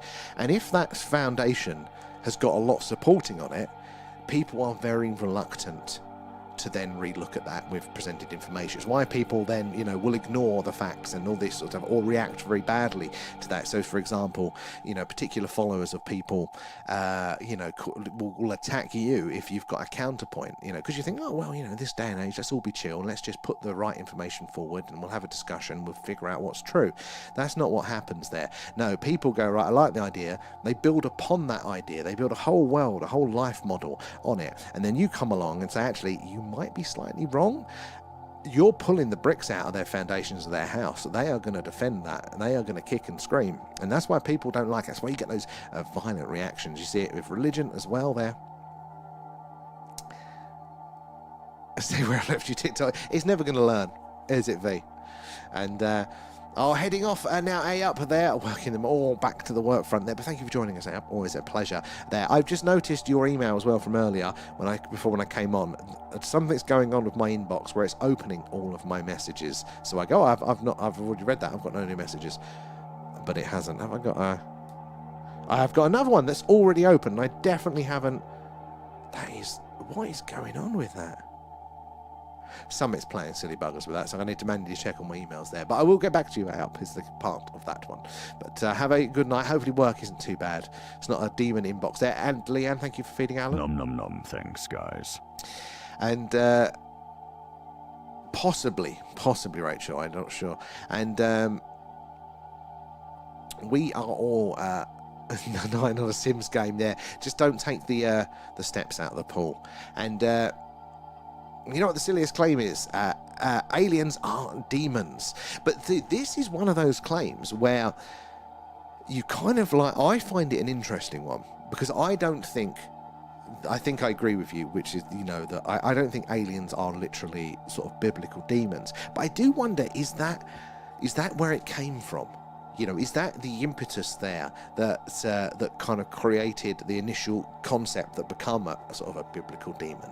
Interactions, on a negative side, something not understanding the things. Because I did hear a really interesting paper on, it was like, if your species advances enough where it has faster than light travel, then for your species to survive and not to destroy itself, no matter what your social structures are like, all that stuff, for you to not destroy yourself, you would have to either be so independent and free as individuals that anything you do with that faster than light technology as an individual can then not cause a problem to the rest of your civilization. So imagine everybody standing far enough apart that if you blow yourself up, you're not going to hurt the next person, that sort of thing, right? Or you are so homogenous and the same and rigid and strict that it doesn't matter, because everybody's only going to do the things that is expected, because you all think the same, you all act the same, it's so rigid and nobody steps out of line. And they basically just said angels and demons with those. And I thought that was really interesting. Is that concept there an old school human interpretation of trying to understand that dichotomy that we couldn't wrap our heads around because we didn't even have technology really at the time there. Maybe I'm just looking at it and kind of getting a bit over the top, but it does make you wonder, doesn't it? And I don't know, because some earth spirits I found are pretty demonic presenting. So that is a good point, actually, because I'm ignoring the more literal sense of there being demons in a more traditional sense. So maybe there is a clear distinction, and that, you know, it's not alike. There is a thing there. Ah, Joy, you patch amateur radio line. You're already further ahead than us there. We were talking about this today, that we need to do that one. That is brilliant news. What's your call sign? And over on the tube, sorry guys, I kept delaying you there. Zen, in lore, after the last reset, Thor was known as Poseidon. Within Atlantis, he resettled the Chem, Egypt, and brought his emerald tablets, and he reappeared as Hermes and wrote the last memory. Interesting there. And whose lore is it that ties it together? Because that's interesting. I think there's a lot of connections. A lot of the stories do match up. You know, you can change the names and the people. They do seem to be the same characters that they're describing there. And the hydrogen line, or 21 centimeters, that's the one, Ken. I'm sure the aliens are well chuffed. They reverse engineered a 1970s Robin Reliant. I mean, they'd be curious, wouldn't they? Or the Sinclair C5 in their museum. Like, what were the meat bags thinking?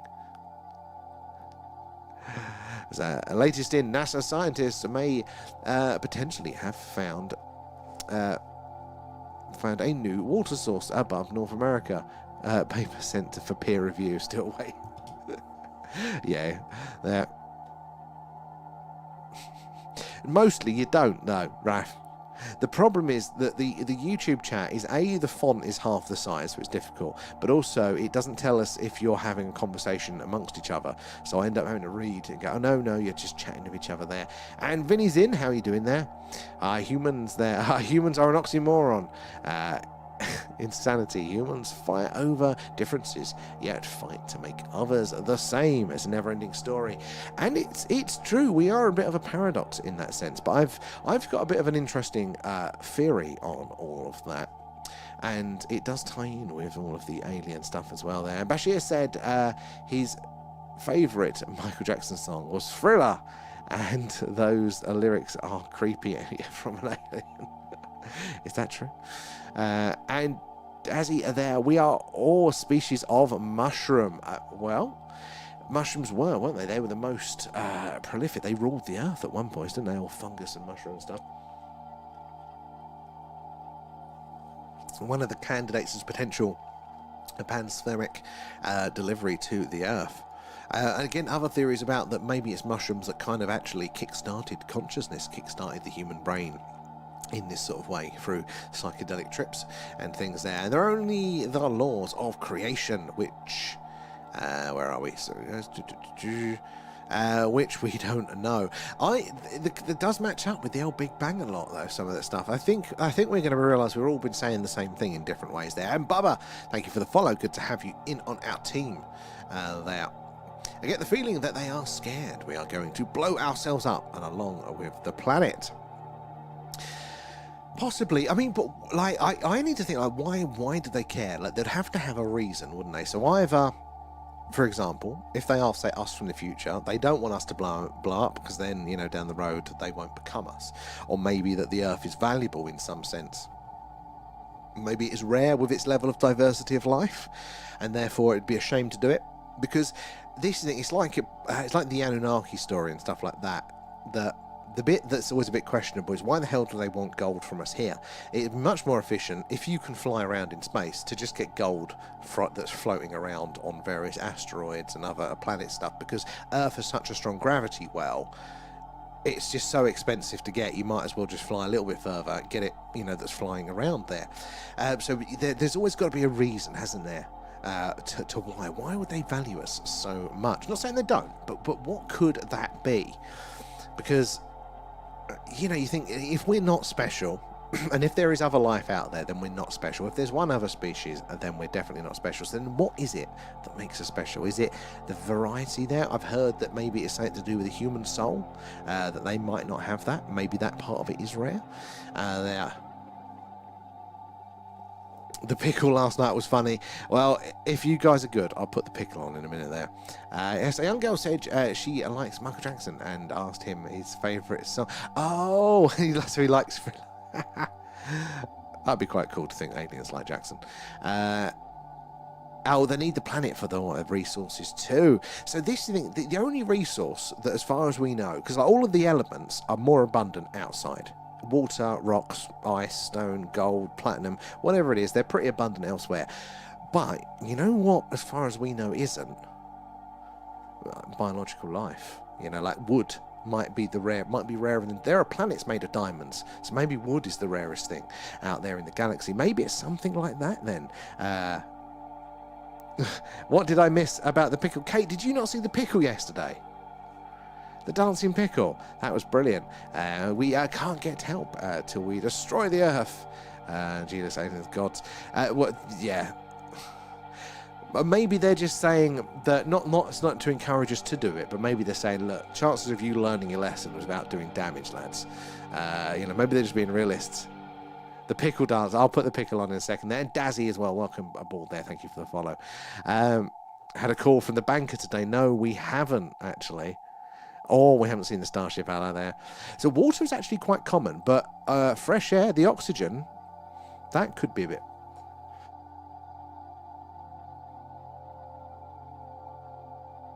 Yeah, the oxygen side it could be as well. Could be rarer.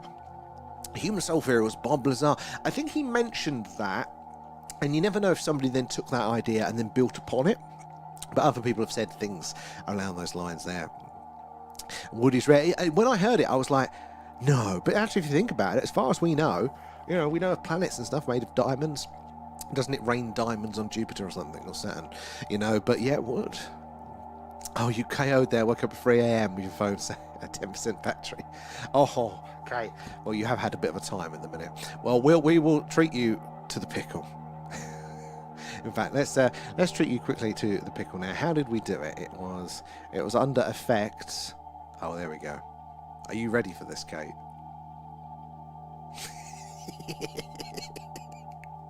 Well, I was trying to do serious conversations whilst dancing like this, but it's very. I can see it out the corner of my fucking eye. The YouTubers don't get the animation, so they're going, "What the hell is he fucking talking about?" Dancing pickle. Come on, guys. Ask me some serious questions, and let's see if we can get some serious answers. And I'll dance my little pickle ass. It's a whole new stream. There. Yeah, we're doing some serious alien hunting tonight, guys. I do love the pickle. The pickle was pretty good. Is there any other ones? The luscious hair. The pickle was the best, though. Can't think. I know. I tried to ask a serious question yesterday, but it didn't work. The pickle is a treat. If we use it all the time, it'll lose its value. So we'll have to reserve it. Because we're a serious treat. Is the pickle wearing socks? You know what? I wasn't looking, but I wouldn't be surprised there. Here's the pickle is special. Sadly, it won't do Alan's face, which I was a bit of a shame for there. Yeah. The pickle is good. Pickle is life. Yeah, we'll do the pickle as a treat. If we meet our if we meet our goals, then we'll do the pickle. That's the new rule there. Is air really conscious energy? Dazzy, interesting one. So I've not heard of that one specifically, but I have heard around consciousness in general. Like, should put the pickle on for this. See if I can hold a straight conversation whilst dressed as a pickle. I think he is wearing socks, you're right.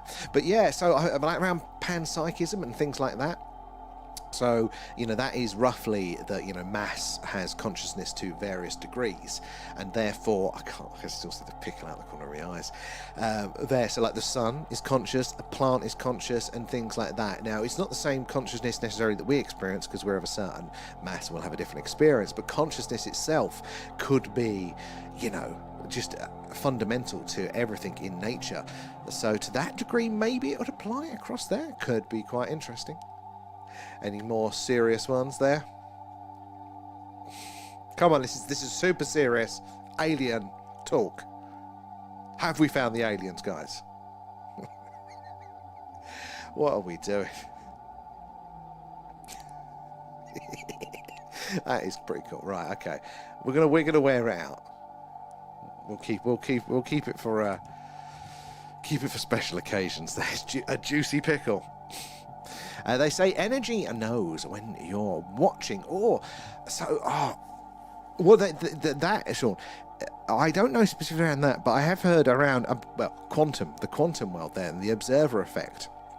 You know, it needs to be observed and measured before things collapse into from possibility, you know, or collapse from a wave to a particle. Sorry, it's catching me there. So maybe in that sort of sense they're there as well. Just screen recorded the perfect bit. Oh no. Oh dear, that's going to go around there. Hold on. Alright, Big T. Yeah, have you got any of those drones left? Yeah, I know you're a bit busy with it. Yeah, no. Over this way. Kate. She's got an incriminating video of me. Can you just send it that way? Thanks. Sorry. I speak to my main man, Donald. There. That effect. I know. It's special, isn't it? There. Need a picture of it. Oh, we do, Carl. We need that as a sticker. And thank you for the roses there as well. There. Need a picture maker, definitely. We do need that as a sticker. Big D. You know, the Donald. You know, he lends me a drone every now and again. There's some incriminating footage of the pickle sound. The pickled sound. Just send that to my boss. And you do know that he's bringing the company into disrepute. This is what he does on the weekends. Big T. Big T. I might have said Big T. I can't remember what I said now. But I actually had to take a work were asking for screen or for images of your desk setup, of your gaming and streaming setup, because I work for some YouTube gamers, and they're going to do a review trying to guess whose desk is whose. And I'm like, oh, I could do that. I could send that in. Mine's going to be slightly different to the average gaming streamer's desk there. And then I took the picture and I was like, if I send that in, I've got alien fucking paraphernalia everywhere, including Alan strewn across it. Like, that's just going to give the game away. They're not into the aliens. I'm like, do I not? There, one image as well. I've got all of the bloody meters up that we've got here, you know, all of the radio stuff. And I'm like, am I going to have to explain myself at work if I send that in? Do I participate? That's where those 4 drones from Kentucky went. Yep, they're on their way to Kate's right now. There. Benjamin, wonder if aliens have a sense of humour. Well, we'll find out. Apparently, a lot of them don't. They're quite rigid. And this is going back to what we were saying, actually. You've touched on a really good point there, Benjamin. That, you know, if you have fast and light travel, you've either got to be incredibly strict, incredibly rigid there to know that, you know, nobody's going to use that technology in a bad way, or the other end, totally free and independent, and therefore if you fuck with it, it's not going to knock everybody else out once there. But a lot of the experiences people have, you know, the greys, they are very almost robotic and stuff like that. But the human species is on a trend to homogenize it, to become basically the same. And we're noticing this, you know, in ourselves, even where we are now, where the physical requirements of, you know, men and women are now equalizing. A lot of us, you know, basically go to work in the office. We don't now need the high testosterone or the high estrogen versions because we're both doing the same job.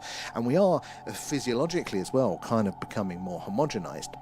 And you can trace this evolutionarily, that basically not only will we, as our physical demands change, we will then not need all of this variation to adapt to those physical variants in the real world.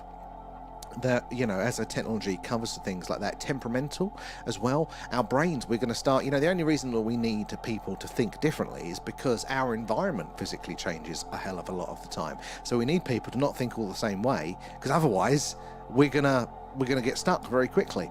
But as technology equalizes that environment, we would become, you know, pretty robotic, because we wouldn't need people to think differently. In fact, that would get in the way of the system. But we can't force it. We can't force everybody to be the same yet, because again, our experiences are still very unique as individuals. Our environments that we operate in are very different. I might still pay the same price for petrol, example, as you, but you might live 2 miles further from the petrol station, so you actually spend more fuel to get there than I do. So everybody, and that's in a simple case there, but everybody's experience is different. But some things our technology has equalized. So for example, we're probably all right now, no matter where we are in the world, at a similar temperature.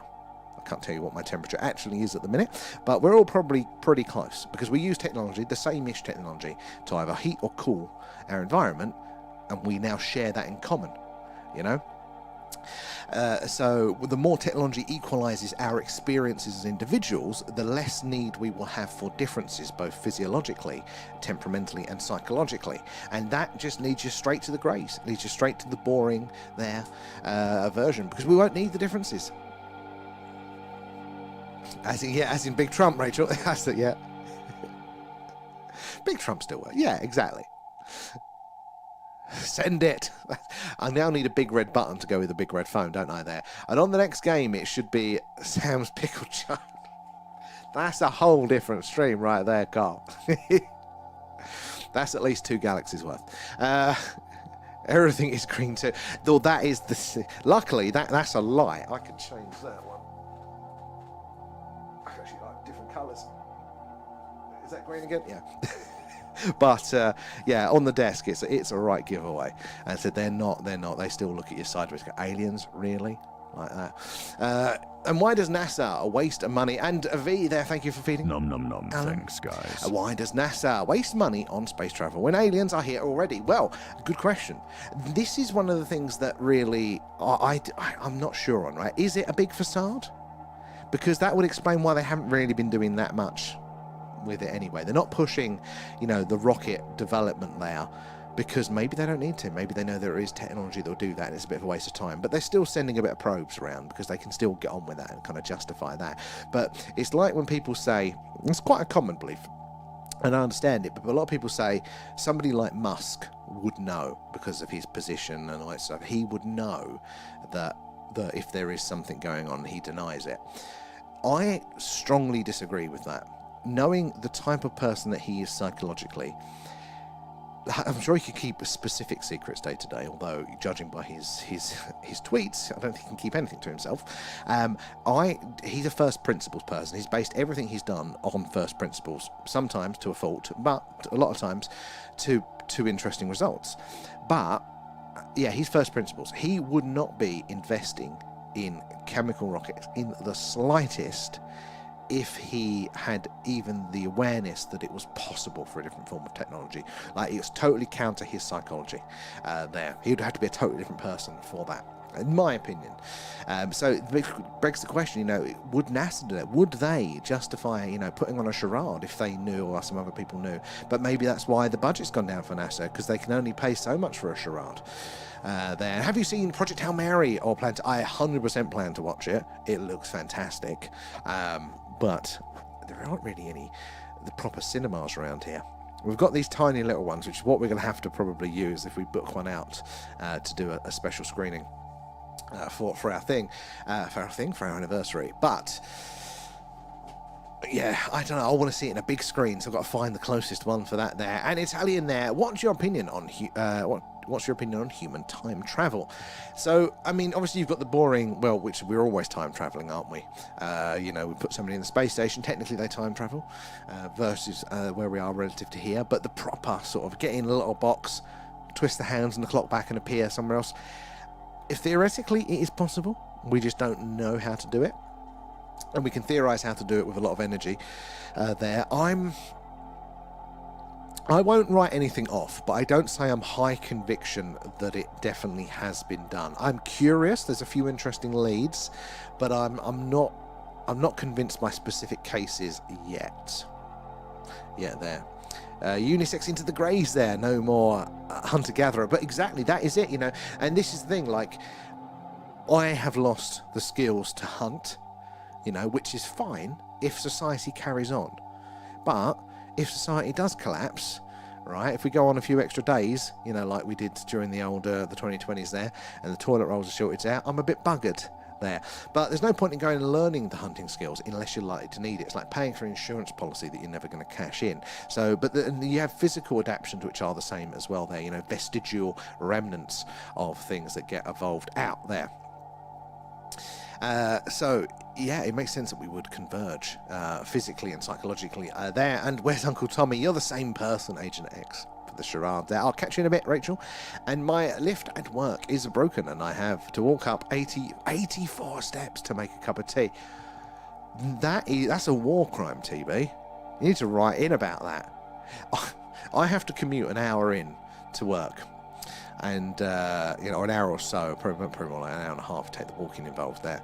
And we've got lifts. We're on the top floor of a tower block.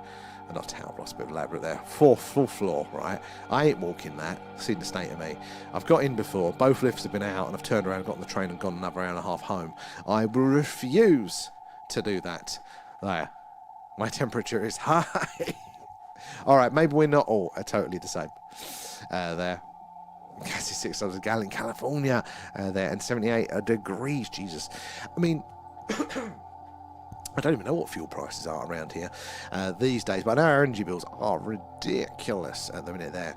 And I have a fan on you there, and also have a kidney infection. Oh yes. So I have antibiotic sweats there. So, okay, that makes sense.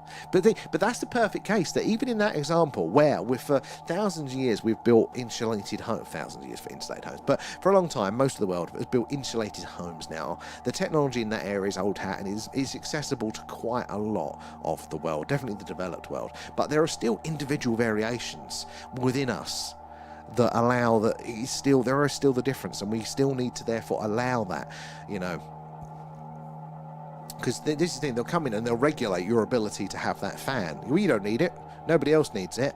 And you get, yeah, but in my case, I do. No, you've got to follow the rules. And that's where they make the mistakes there. And I believe they are trying to privatize the space. It's scrolling away from me, sorry. The space industry, Elon and Jeff. And there is a danger. There is a danger that basically the governments will fully give up, and then it will be just in the hands of the commercial operators, and then we're at their bay for however much, you know, they want to spend, you know, and want to charge you to do all that sort of stuff. There's always a risk there. But the problem is the governments of the world have dropped the ball. Not only have they not been able to push the development as far, you know, you can say what you want, and I understand it about people's opinions with someone like Elon Musk there, but, you know, what he's done for space is unquestionable. So they drop the ball in the development side of things, but also they're still repeatedly dropping the ball. Even though that, you know, Elon shows his workings out, they can't copy, they can't do it. Even someone like Bezos is struggling to do the things there. So I had this argument with a taxi driver once, and you know, about Uber coming to the area, and I go, look, my deal isn't that I want to pay less money for a taxi ride. It's not the money, they ain't cheap, but I don't mind paying a fair price. My issue is that I can ring up your taxi people and they will give me the vaguest answer if they're going to send me one and how long it might be. And many a time, in fact, for a while, more often than not, those taxis didn't show up, and I got no notification of that, and I'd be waiting for ages. So the service was just crap, let alone the amount of dodgy incidents some friends of mine have had in certain taxis and stuff like that. So when the taxi driver would come back to me and say, yeah, but you know, they're wiping all the local taxi drivers out there, and then what will happen is they'll charge you more money once they've wiped us all out and stuff. Well, that is partly true, I'll give you that, but you have to deliver the basic service there. You have to pull your fingers out and actually, if you're a taxi driver, fucking show up, you know, like that. Otherwise you're just handing it to us. That's not down to the consumer. So I think we have to be careful with the risks, but I think the space industry, the governments have long since dropped the ball, and I don't think they are going to be able to catch up with it as well there. And there's a theory that Elon is a time traveler. Yeah, I've heard that one, and an alien as well. He just does it, you know. And Dazzy there as well. And just play some DayZ, you'll be okay. Oh, is DayZ No, it's 7 Days to Die that I was playing. That was the zombie one that I got into for quite a while. Got very good at that. And the only thing with technology is you forget how to do anything really for yourself. And that is 100% the risk and the advantage, Sean. This is the thing. Like, if you're left behind, then you will not be as effective as somebody that has embraced that technology. And therefore, we're still very much, in a race here. We like to think we're above it, but we're not. We're still in a race. So you'll be at a disadvantage to your peers.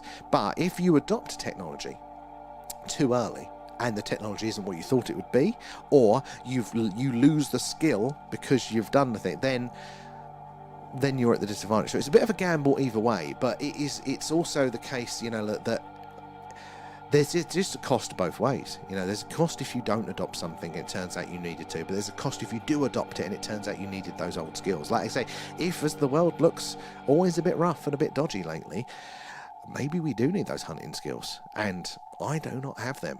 And if that price comes to pay, I'm buggered for it there.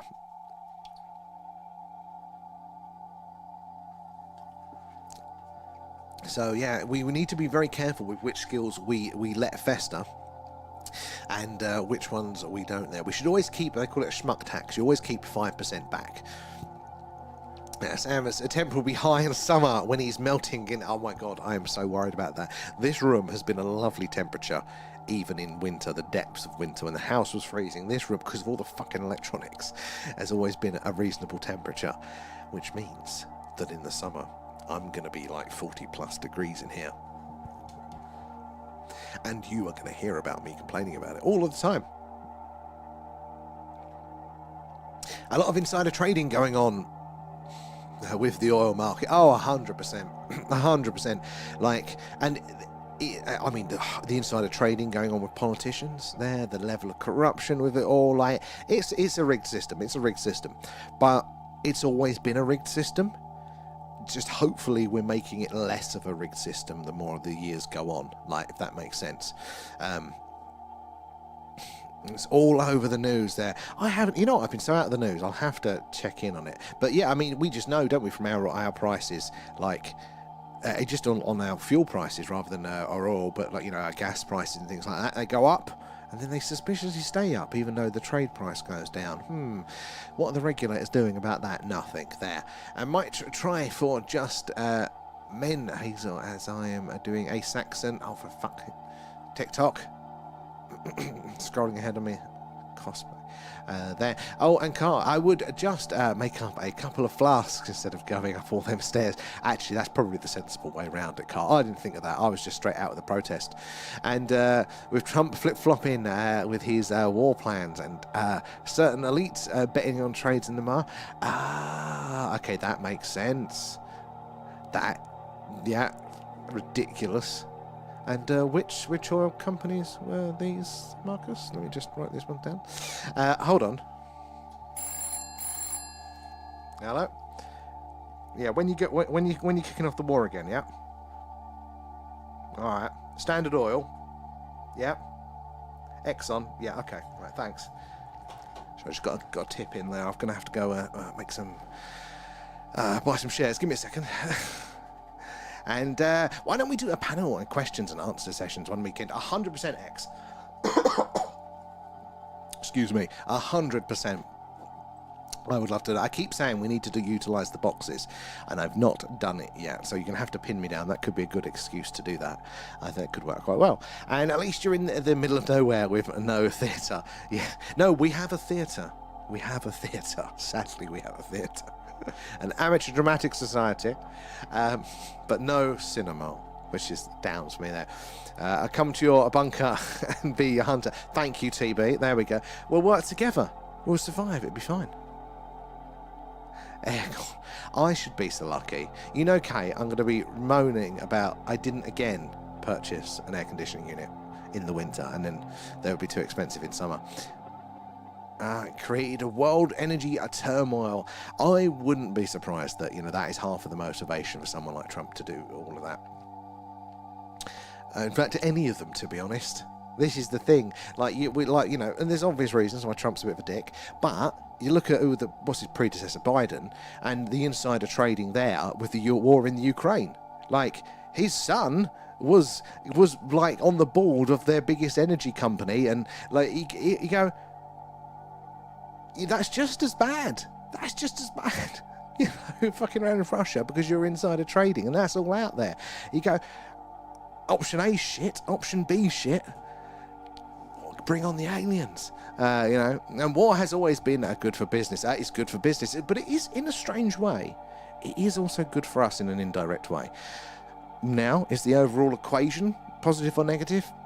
Probably in the short term, probably not. But that is where our biggest technological advances come from, because humans won't just progress reasonably at a steady pace without some sort of motivator there. We are like the rat in the cage. We need the incentive and we need the negative there, the push and the pull. And war has a way of pushing technology and advancements there. And Trump invested in oil with his goonies and's made billions off his own war. Not surprised at all there. Gas is already over $6. So what's that? It's about £4. What would that be over here then? Some places $7. I've got a feeling it's still probable because our fuel price has been ridiculous here for years. I haven't driven in a while, but I can't think what the conversion is now. TikTok shop. Why does no one say that anymore? I'm not playing their games anymore. I've given up on them. For entertainment purposes only. We do not believe in aliens. I've given up that. Is it a haunted theatre? Kate, it might. Oh my god, that's what we could do, guys.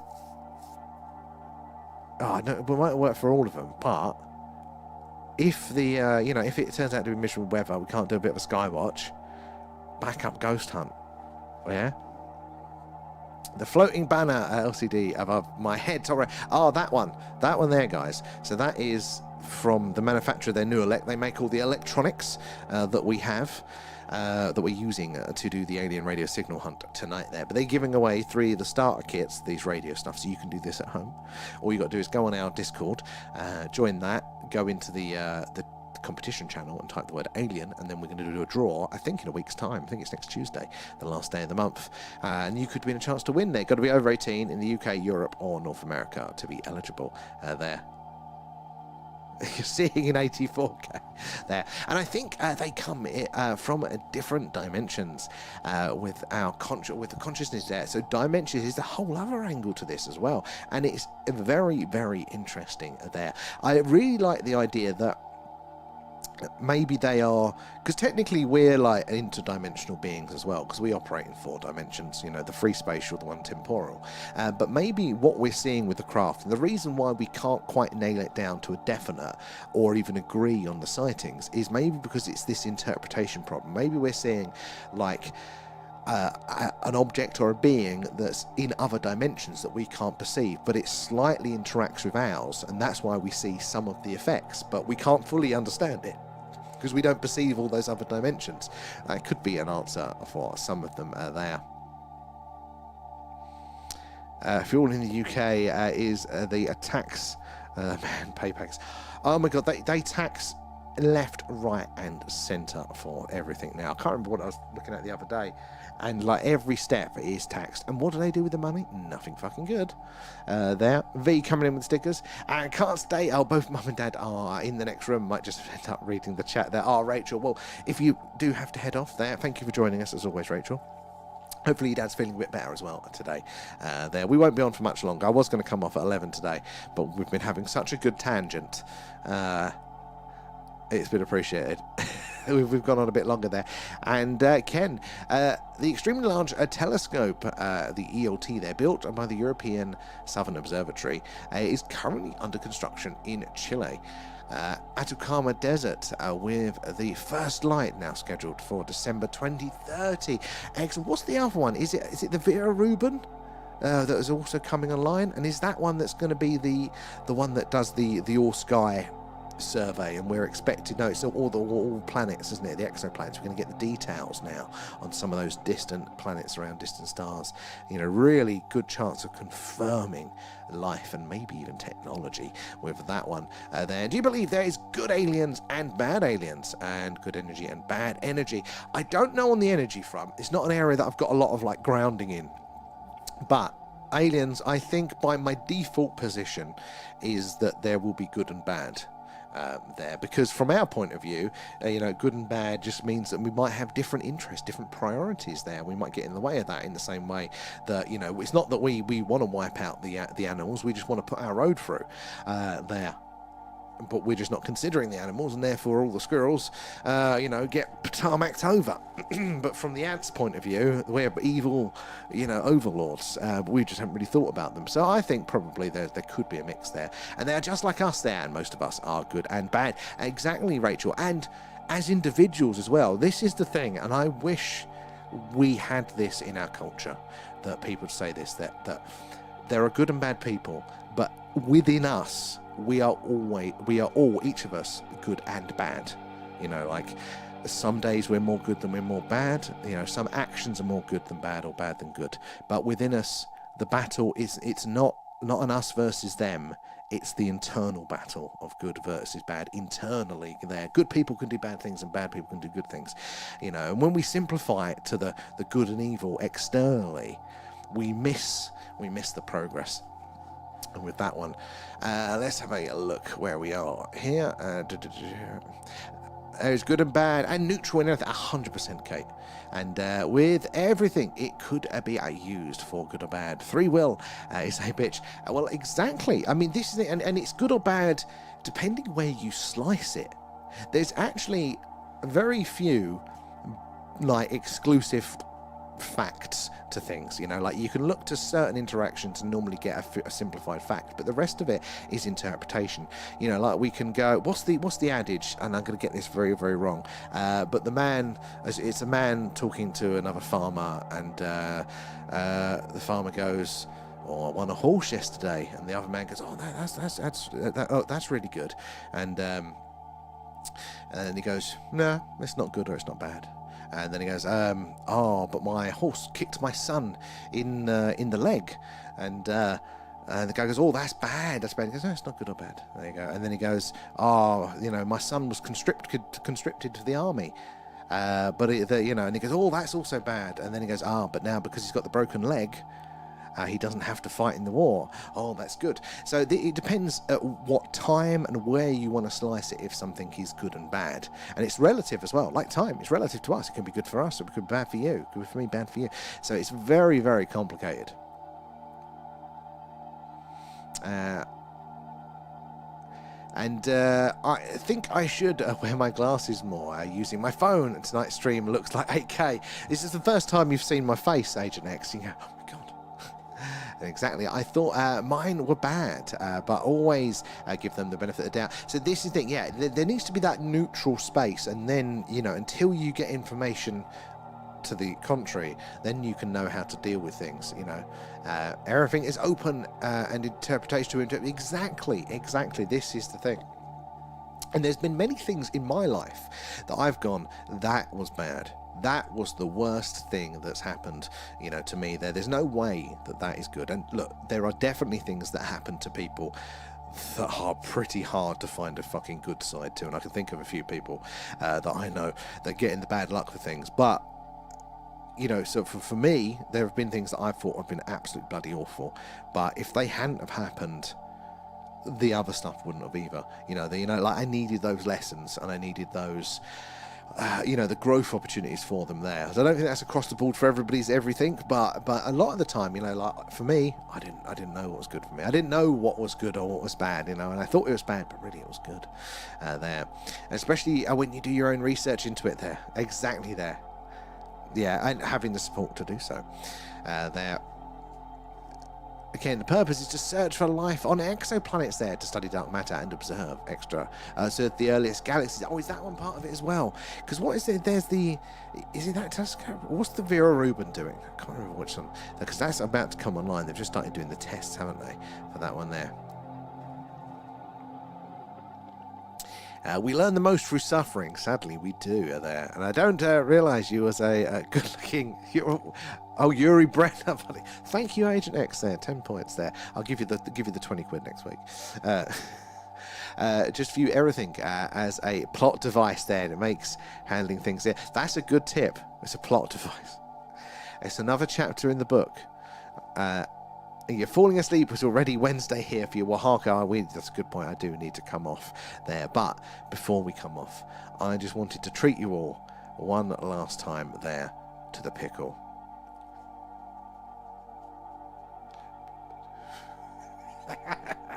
Enjoy my pickle. Oh, I mean, the funny thing is there that the YouTube side, just seeing me pulling faces going like that as a normal thing without the pickle. So God knows what they think for it there. Which just means your main character. Exactly, Kate. I like that. Alan says I'm not a main character. He says I'm supporting cast at best. But anyway, we are going to wind up for there tonight, guys. Thank you, as always, for joining us. You have been a wonderful crowd. I do love all your questions, all your knowledge, all your answers there. Keeping my brain going. But we will be on, we should be on as planned tomorrow, because I think let's just check the weather. Let's just double check that it hasn't pulled a shifty one on us. Wednesday is still looking clear, so hopefully it's going to be a skywatch. I'm helping my mother move tomorrow, so I'll be very tired, but we should still be having a skywatch tomorrow night. So yeah, we're going to see you then over on Friday, Movie Club, guys. Remember, over on the Discord, Friday, 10, I think it's this Friday, isn't it? The 27th, yeah, 10 p.m. this Friday, we're going to be watching, is it Proxima or something? It's listed wrong in the Movie Club on the notifications that are coming up. But yeah, we're going to be watching that together. At 10 p.m. at UK time. So do join us for that one there. I do appreciate you all. And I have to go put your kilt on at this hour. This is not kilt hour, Agent X. Proximity, that's the one. I haven't seen it yet, so I'm looking forward to that one. But yeah, you're always welcome, if you're new as well, to join us for that. It goes pretty unhinged and sideways, but yeah, do join us for that one there. But bye-bye, guys, and bye-bye, Ken, as well there. We'll see you all tomorrow. Bye.